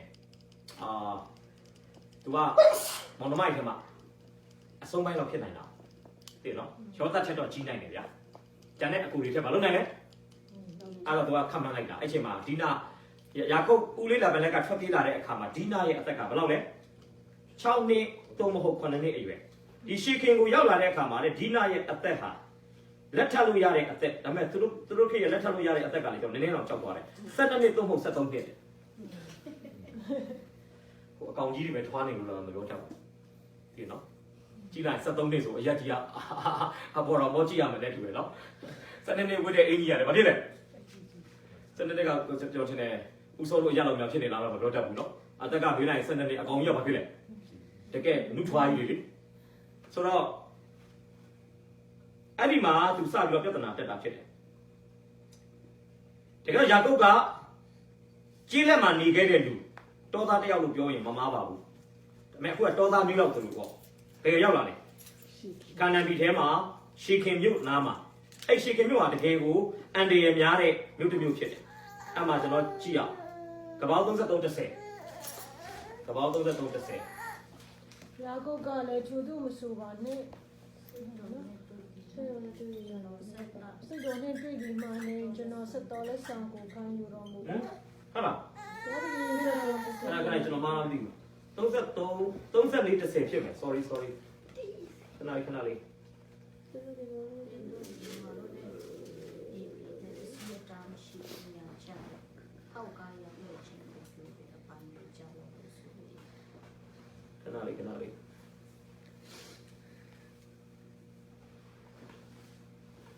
ုမှ 33 10တော့မဖြစ်နိုင်ဘူး 34ကိုမှ ဖတ်ပြပါချက်လား တင်တို့ဒီငါတို့နဲ့အချင်းချင်းချင်းများချင်းကိုပြောတဲ့တင်တို့သမီးကိုပြီးစားကြတော့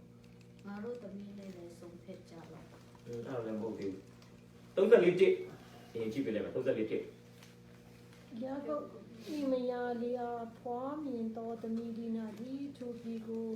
သူပြည်အမျိုးသမီးတို့ကိုအကြည့်အရှုတော်ရာတွင်သူပြည်ကိုအစိုးရတော်ဟီဝိအမျိုးဟာမော်မီလီတာရှိခင်ဒီနာကိုမြင်တဲ့ယူတော်ရဲ့အိတ်ခေါ်ပြုတဲ့သူ့အတူကိုရှုံချသည် ကျွန်တော်ဟိုဟာဖြစ်မယ်33 18ကျွန်တော်ရေးထားတာ18နဲ့10နဲ့ကဝါလုံးကဝိုင်းနေလို့33 18ဖတ်ပြပါ သူနောက်မှရှိခင်မြို့သို့ဘေးမဲ့ရောက်၏ပရဏရမပြန်လာ၍ခါနာပြည်သို့ရောက်သောလမ်းခရီးတွင်ချိုမျိုးရှိသည် ယေရှုတင်တယ်ကြည့်အောင်နီးကပ်စွာနေထိုင်ခြင်းနီးကပ်စွာနေထိုင်ခြင်းကဘာကိုဖြစ်စေလဲဆိုရင်လွယ်ကူစွာချိကပ်ခြင်း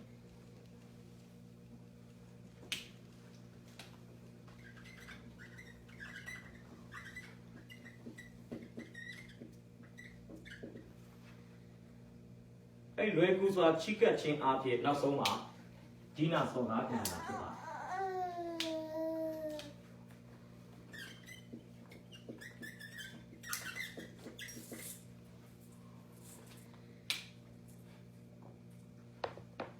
ဟုတ်နော်သူကမှနေတာလေရှေခင်မြို့နားမှာတဲကိုစောက်တယ်ကျွန်တော်ထင်တယ်တဲတကားဖွင့်လိုက်ရင်ရှေခင်မြို့မိန်းကလေးတွေရဲ့သွားလာလှုပ်ရှားနေတဲ့ပုံရိပ်တွေကိုဒီ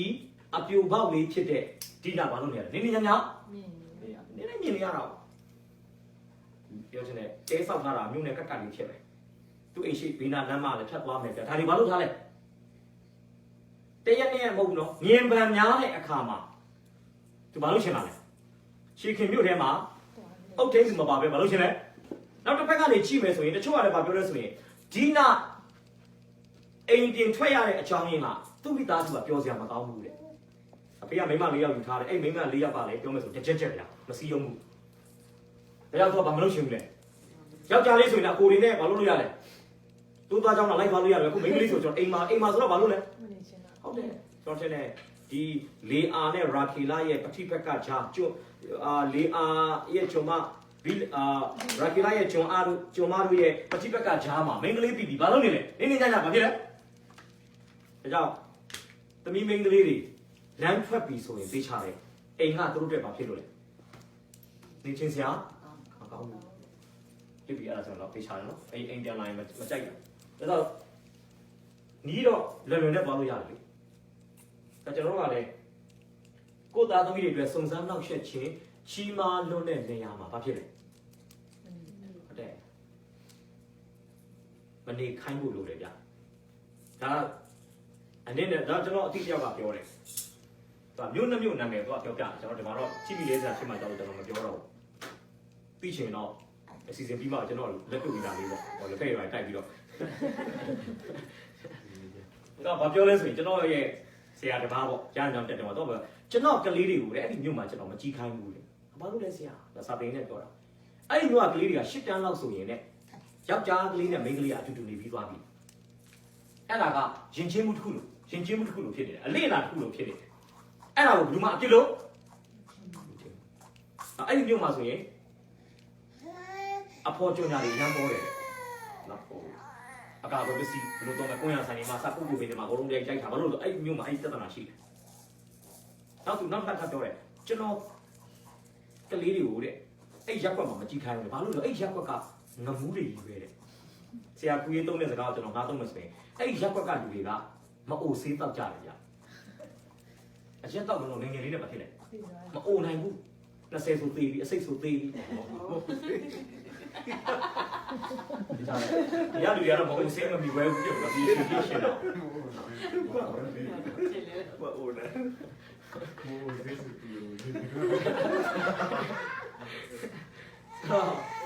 ပြောချင်တာ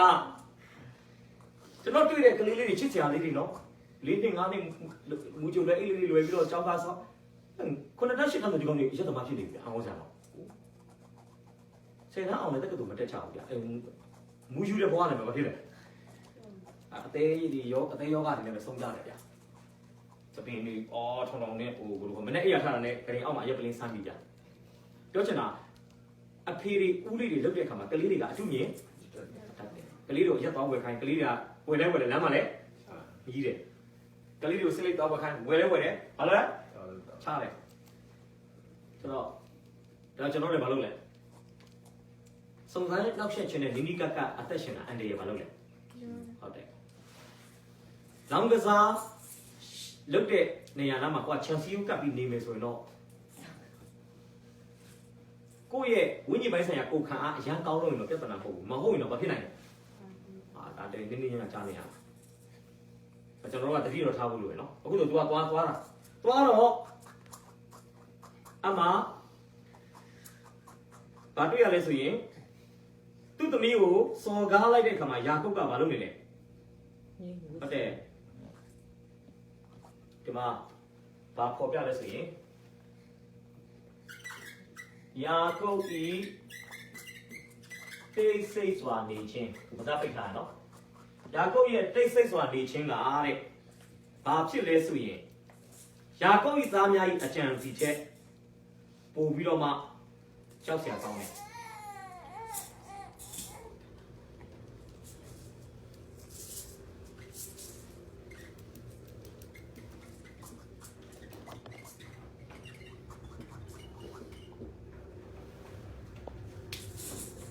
ဒါဆိုကျွန်တော်ကြည့်ရအောင်ခုနကြံပိုက်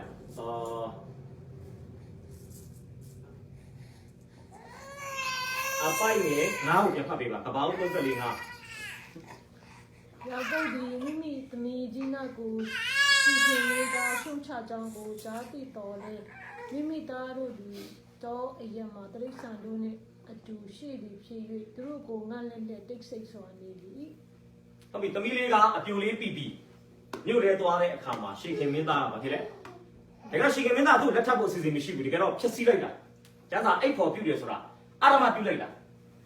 သူကဒီမြို့မှာဩဇာအာဏာရှိတဲ့လူကြီးကဘာဖြစ်လဲမင်းသားလေးဒါကြောင့်အဲ့မြို့မှာရှိတဲ့မိန်းကလေးတွေကကျွန်တော်ထင်သူ့လက်ခုပ်ထဲကရေတွေပဲတွင်ချင်းတွင်မောက်ချွန်မောက်ဒီနောက်မြင်တဲ့အခါမှာသူသိမှာပဲဘာလို့လဲငါတို့မြို့ဘေးနားမှာလာနေတဲ့ခေပြဲလူတွေအတိုင်းဝိုင်းကဆိုတာသူဖြက်စီးလိုက်တယ်နောက်ပိုင်းမှာတော့ချစ်စိတ်တွေဝင်ပြီးတော့မှဘာလို့လဲဒီနာကိုယူဖို့အတွက်ဖြစ်လာတယ်အဲ့ပြဿနာဖြစ်တဲ့အခါမှာယာကုပ်ကစိတ်ထဲမှာတော့ကျွန်တော်ဒေါသထွက်မှာပဲဒါပေမဲ့အာမတန်တော့မန်ရှော့ပေါ့ဗျပြောမယ်ဆိုရင်ဟိုဗမာစကားပုံရှိတယ်လေကိုမြို့ကိုရွာမှာတော့ကိုကကြက်ဖသူများမြို့သူများရွာမှာတော့ကိုကပါလေကျမဆိုတော့အော်အီအော်လုံးလို့မရဘူးဗျယာကုပ်လေဘာလို့မရလဲတိတ်တုံလို့မရဘူးလေဒါပေမဲ့ကိုရကိုဒေတာရောက်တာလူရပါဖြစ်ကုန်တယ်ကျဖဘောလုံးမှာတော့ရှိတော့အိမ်ခွင်းအဝေးခွင်းတချို့ကအိမ်ခွင်းမှာခြေပါဖြစ်လေအိမ်ခွင်းပေးတဲ့နဲ့ခြေပါလို့လဲ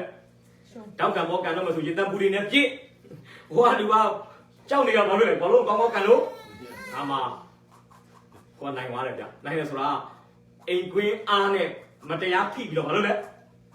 အခုလည်းယာကုပ်ဆိုတာအဝေးခွင်းတော့ရှေခင်မင်းသားအတွက်ဆိုပါလေအိမ်ခွင်းဒါတော့ကြိုက်တယ်လို့ဆိုတော့သူ့သားလေးပြန်လာတယ်ပြန်လာတဲ့အခါမှာကျွန်တော်ကြည့်မယ်နော်အပိုင်နဲ့ဖိလိပ္ပပေးပါ အခန်းကြီး34အပိုင်းငယ်9 ယာကုပ်ဤသားတို့သည်သားတို့လည်းတည်ကြသောအခါတော့အရမပြန်လိုက်ကြ၏ထိုမင်းသားသည်ယာကုပ်ဤသမီးနှင့်အိမ်ကြီး၍အတိလအမျိုး၌မိုက်တော်မှုမပြုတ်အပ်သောအရာကိုပြုမိသောကြောင့်သူတို့သည်စိတ်နာ၍အလုံးရဲဖြစ်ကြ၏ ကျမ်းစာကလည်းဒီနာရဲ့အကုန်များလို့မသုံးမနဲ့ယာကုပ်ဤသားများတစ်ဖက်ကနေကြည့်မယ်ဆိုရင်တော့ဘာကိုပြောချင်တာလဲအဖေကအတန်ဒိတ်နဲ့အထဲမှာဘယ်လိုခေါ်မလဲအဖေကရှေခင်မြို့သားတွေကိုမချေနှက်ဘူးဒါပေမဲ့အဖေကတော့ပျော့ပြောင်းချင်ဟန်ဆောင်တာပေါ့သူ့သားတွေကတော့ဘာလုပ်လဲပြောမယ်ဆိုအဖေကညာနာသမားသားတွေကတော့ကာယသမားပြောမှာတော့တတ်တာဆိုတော့ကြည့်အောင်အဲ့မှာဘာတွေ့ရလဲဆိုရင်ဟိုကဘာလာပြောလဲကျွန်တော်ကြိုက်တယ်လို့ပြောတဲ့အခါမှာပေးစားမှုဖြစ်လာတယ်ပေးစားမှုဖြစ်မှာဒီတိုင်းမပေးစားဘူးနှစ်ခွက်လုံးကလည်းအကြံကြီးရနော်ဟိုဘက်ကလည်းဗာစဉ်းစားတယ်ငါယာကုပ်သားတွေဘက်ကဗာပြောတယ်ငါတို့ကဂျူးဆိုတာအရေးသားပြီးတယ်ငါတို့သမီးကိုငါတို့ညီမအောင်ယူမဲ့လူကအရေးသားပြီးမင်္ဂလာတကယ်တော့အရေးသားပြီးနားတဲ့အချိန်မှာလွတ်ပြန်ဖို့သူတို့ကြံစီးတာဟိုဘက်အဖွဲ့ကလည်းဗာစဉ်းစားတယ်ငါတို့သူတို့အလိုလိုက်တော့ခဏပဲနာမှာပြီးရင်ငါတို့နဲ့သူတို့နဲ့တမျိုးသေးကဲသို့ဖြစ်ရင်သူတို့ကရွှေ့ပြောင်းတော့မှာမဟုတ်ဒီမှာပဲအခြေချအဲ့ချိန်မှာငါတို့သူတို့သားသမီးတွေကိုယူချင်းအပြည့်ငါတို့လူမျိုးရှေခင်အတိုင်းဝိုင်းကဒီဟေပြဲလူအတိုင်းဝိုင်းကိုဘာလုပ်လိုက်မလဲလက်ထပ်ထိန်းများချင်းကနေတစ်ဆင့်ငါတို့ဝါမျိုးမယ်နှစ်ဖက်လုံးဘာလို့ကြလဲချင်းချင်းတွေ့တယ်လို့ပြောမှာပေါ့နော်နှစ်ဖက်လုံးကဆိုတော့တကယ်တော့ကျွန်တော်ဖော်ပြမယ်နော်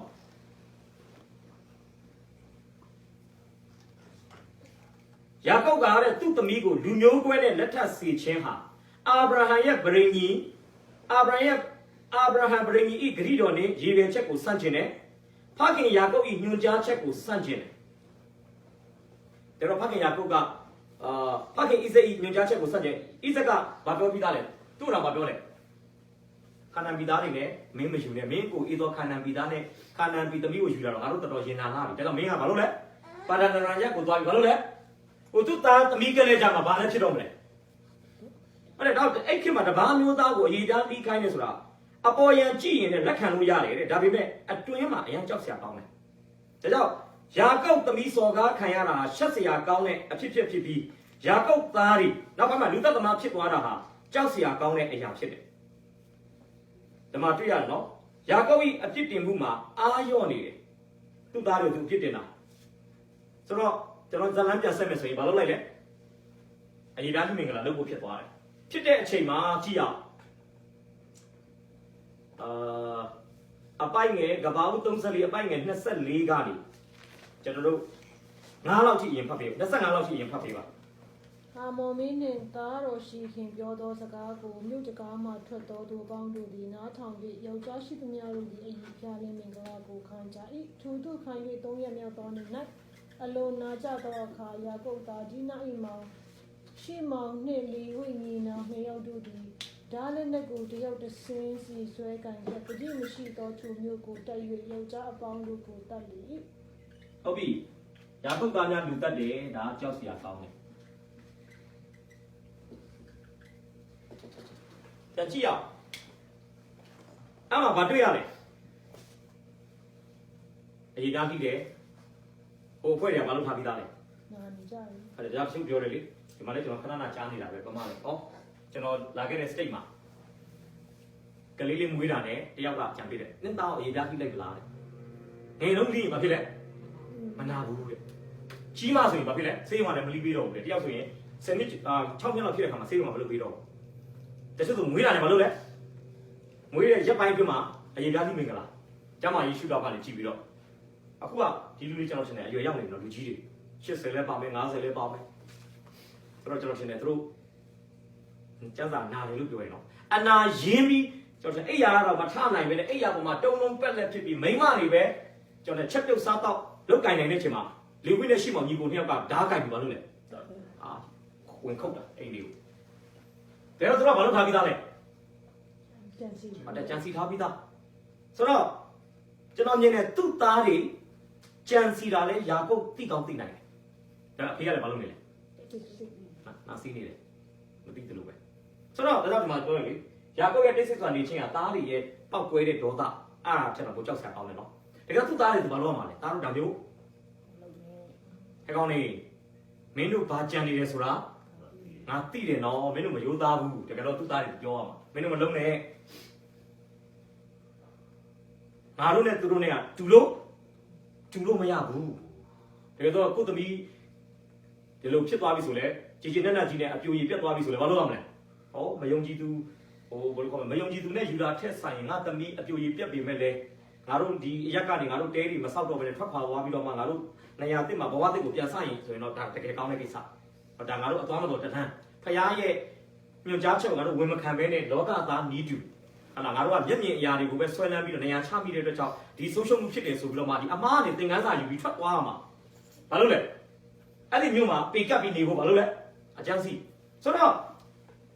အဲ့ဒီချိန်မှာသူ့သားနှစ်ယောက်ကကျမ်းစာကလေဝိနဲ့ရှိမောင်ကိုပဲပြောတယ်လို့ရှိပေမဲ့နောက်ပိုင်းမှာကျွန်တော်ကြည့်ရအောင်26ကနေ29တိစဖတ်ပေးပါကပောင်း34 ခါမောမင်းနှင့်သားတော်ရှိခင်ကိုလည်းဓာလည်းနဲ့ဖြင့်တပ်ပြီးတွင်ဒီနာကိုရှိခင်အိမ်မှနှုတ်ယူ၍ပြန်သွားကြ၏မိမိတို့နှမရှုံချခြင်းကိုခံရသောကြောင့်တဖန်ယာကုပ်သားတို့၏အတိတ်ပြီးသောသူတို့စီတို့သွားပြန်၍မြို့ကိုလူရဲ့ပစ္စည်းသဖြင့်သူတို့သူစိတ်နွားမြေမှစာ၍မြို့၌ရှိသည်များလယ်၌ရှိသည်များသောဥစ္စာကို၎င်းသူတို့သားမယားသူငယ်အပေါင်းတို့ကို၎င်းသိမ်းယူ၍အိမ်တို့၌ရှိသည်များကိုလည်းလူရဲ့ပစ္စည်းကြ၏ပထမတော့က2ယောက်ပဲသွားတာ2ယောက်ကယောက်ျားတွေကိုခုတ်ပတ်ပြီးပြန်လာတယ်နောက်ပိုင်းအုပ်စုလိုက်ပြန်သွားပြီးဆွန်ကြီးလောက်မှာဒုတိယအချိန်မှာတော့ကျွန်တော်ရူဘင်လည်းပါမယ်ယူဒလည်းပါမယ်ဣသခါဇာဘလုံးကုန်ပါတယ်နော်တခါတော့စကန်ရောင်းပြန်သွားတာကျွန်တော်တခါကျကျွန်တော်ကခု2ယောက်ကိုပဲမြင်နေတာတကယ်တော့ဘာလို့လဲနောက်တစ်ခွက်ဆက်သွားတော့လူလာအကုန်လုံးဆိုတော့အပြောမယ်ဆိုရင်ဘာဖြစ်လဲနာကမှုကင်းခဲ့တဲ့တိတ်ဆိတ်သွားနေချင်းသားသမီးကိုအဖေကဘာမလုပ်ဘူးလေအဲ့ဒါကြောက်ဆိုင်ရပေါက်တယ်နော်ဒီကျမ်းစာထဲမှာလည်းဒါဝိတ်လည်းအဲ့တိုင်းပဲကြည့်ရအောင်ဓမ္မရာဇဝင်တတိယဆောင်အခန်းကြီး1ဒါကြောင့်မိဘတွေကသားသမီးအမားလုပ်နေရင်သားသမီးကိုချစ်တဲ့စိတ်တစ်ခုတည်းနဲ့အမားကိုမတွင်တင်မဆုံးမတာမဟုတ်ဘဲနဲ့သားသမီးကိုတကယ်ချစ်ရိုးမှန်ရင်လောကပတ်တော်နဲ့အညီသူတို့အမားကိုပြုပြင်ပေးဖို့လိုတယ်ဆိုတာကျွန်တော်ခေါ်ပြပေးခြင်းတယ်300အခန်းကြီး1အပိုက်ငယ်96 300:56ကြည့်ရအောင်ထို့နောက်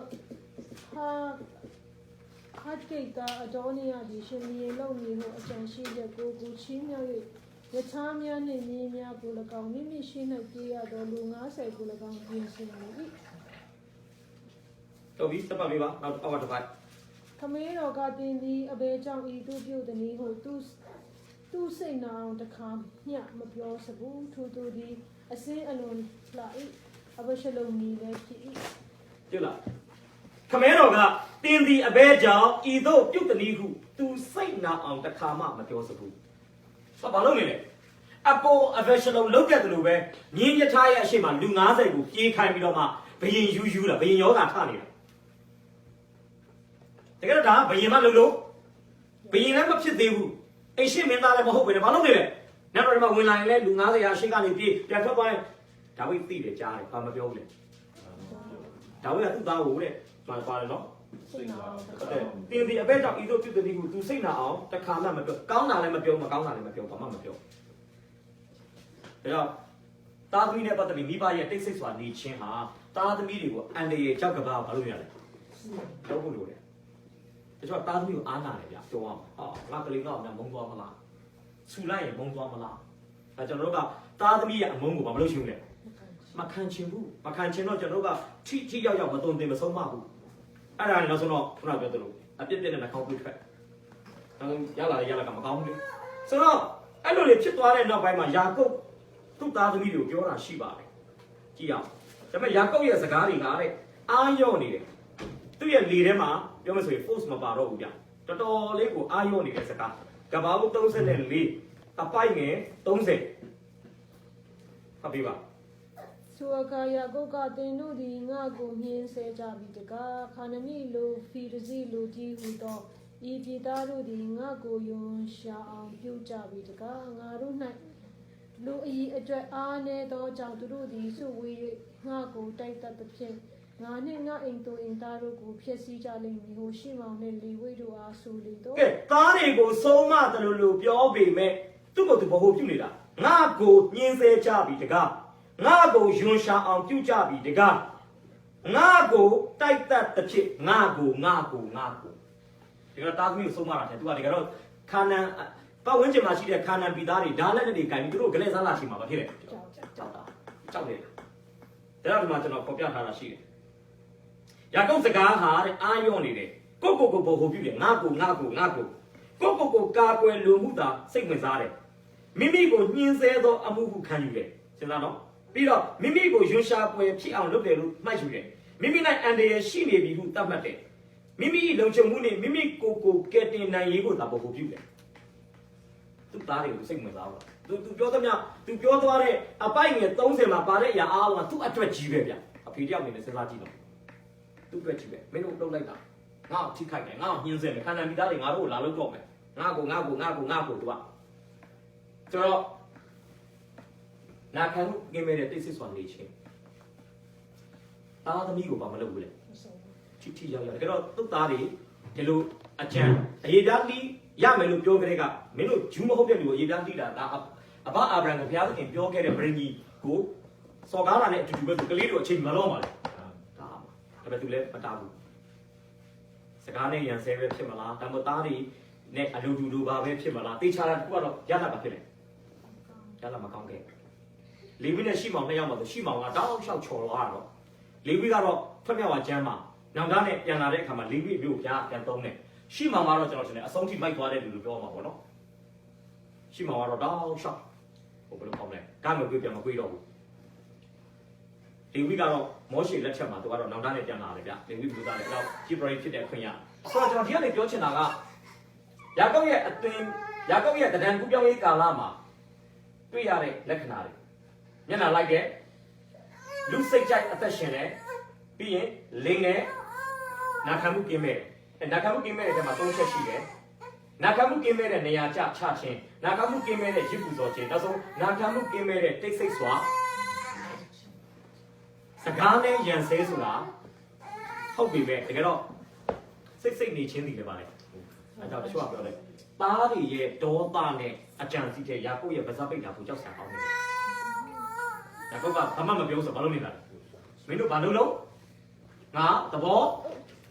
ငါအနောက်ကနေထောက်ခံနေတာအတန်တိတ်ထောက်ခံနေတယ်ဒါကြောင့်ဒါကတော့ယာကုပ်ကဟိုလူတွေကိုစတိုင်းပါလေအတန်တိတ်နဲ့တတ်လိုက်တာပဲသူ့သားတွေကတော့အတန်အကျိန်ထွက်ပြီးတတ်တာယာကုပ်ကတော့ဘာလို့လဲဟုတ်တယ်ဒါကတော့ယာကုပ်ကဟိုကောင်းမလဲအနောက်မှာရှိနေတာဟိုကောင်ကအရှိမတရုပ်ဆောင်တာဒါသူ့ရဲ့ဖခင်အိမ်တော်အိတ်ခိမှာဖခင်တွေကမိသားစုရဲ့တကယ်အဖွဲ့အစည်းရဲ့ခေါင်းဆောင်တယောက်ဖြစ်တဲ့အတိုင်းဖခင်တယောက်ရဲ့အခွင့်အာဏာတော်တော်ကြီးပါ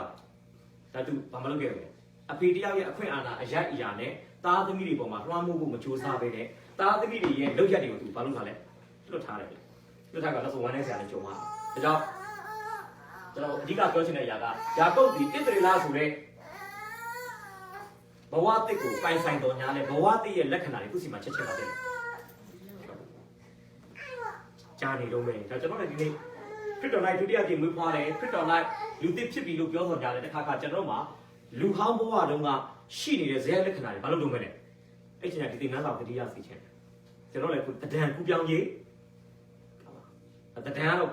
2018နဲ့2019မှာ2019ဟာခရစ်တော်ရဲ့ပုံတဒံနဲ့ပို့ပြီးပါဖြစ်ရမယ်ဘက်ကီကတော့မထိုးနဲ့ပေါ့ဗျ2019ရောက်မှာဟိုပြောင်းလဲကစား1988အထိဘက်ကီကပြန်ထိုးသွားပြီးတော့မှဟုတ်လဲလူကပြောင်းလဲတယ်လက်သီးကမပြောင်းလဲဘူးလူကပြောင်းလဲတယ်ငါလက်ဝါးကမပြောင်းလဲဘူးအဲ့ဒါတော့မလုပ်ပါနဲ့အဲ့ဒါဆိုတော့မိတ်ဆွေဘာဖြစ်လဲဟိုပစုံလို့ဆိုကိုချွတ်ထားတဲ့အခွန်ထဲမှာမလုပ်လဲပြောင်းဝင်တာအဲ့တော့ဒီနေ့တဒံပြောင်းလဲရေးကာလမှာကျွန်တော်တို့သွားလာနေတဲ့အချိန်မှာတကယ်ပဲသားတော်ရဲ့ပုံသင်ပြည့်ခြင်းကိုရိုးရှင်းစွာဝန်ခံခြင်းအဖြစ်ခုရားကနေလိပ်ပြပေါက်ဖက်ကနေလိပ်ပြမိုးချိုးသားကနေမြစ်တာတမန်ဒီဟူသောကျွန်တော်တို့ယုံကြည်သူဖြစ်ခြင်းကနေယုံကြည်သူလက္ခဏာ ပေါ်လွင်ချင်းကိုသွားလာခြင်းနဲ့ချင်းရတဲ့ဘုရားဘုံကိုတက်ဆောင်ထင်ရှားဖို့နောက်ကတော်အားဖြင့်ကျွန်တော်တိုက်တွန်းအားပေးချင်ပါတယ်။ရောက်တိုင်းမှာဘုရားရှင်ကောင်းကြီးပေးပါစေ။ခဏလေးစကားအနံ့ကြပါစို့။ကျေးဇူးရှင်ဖာ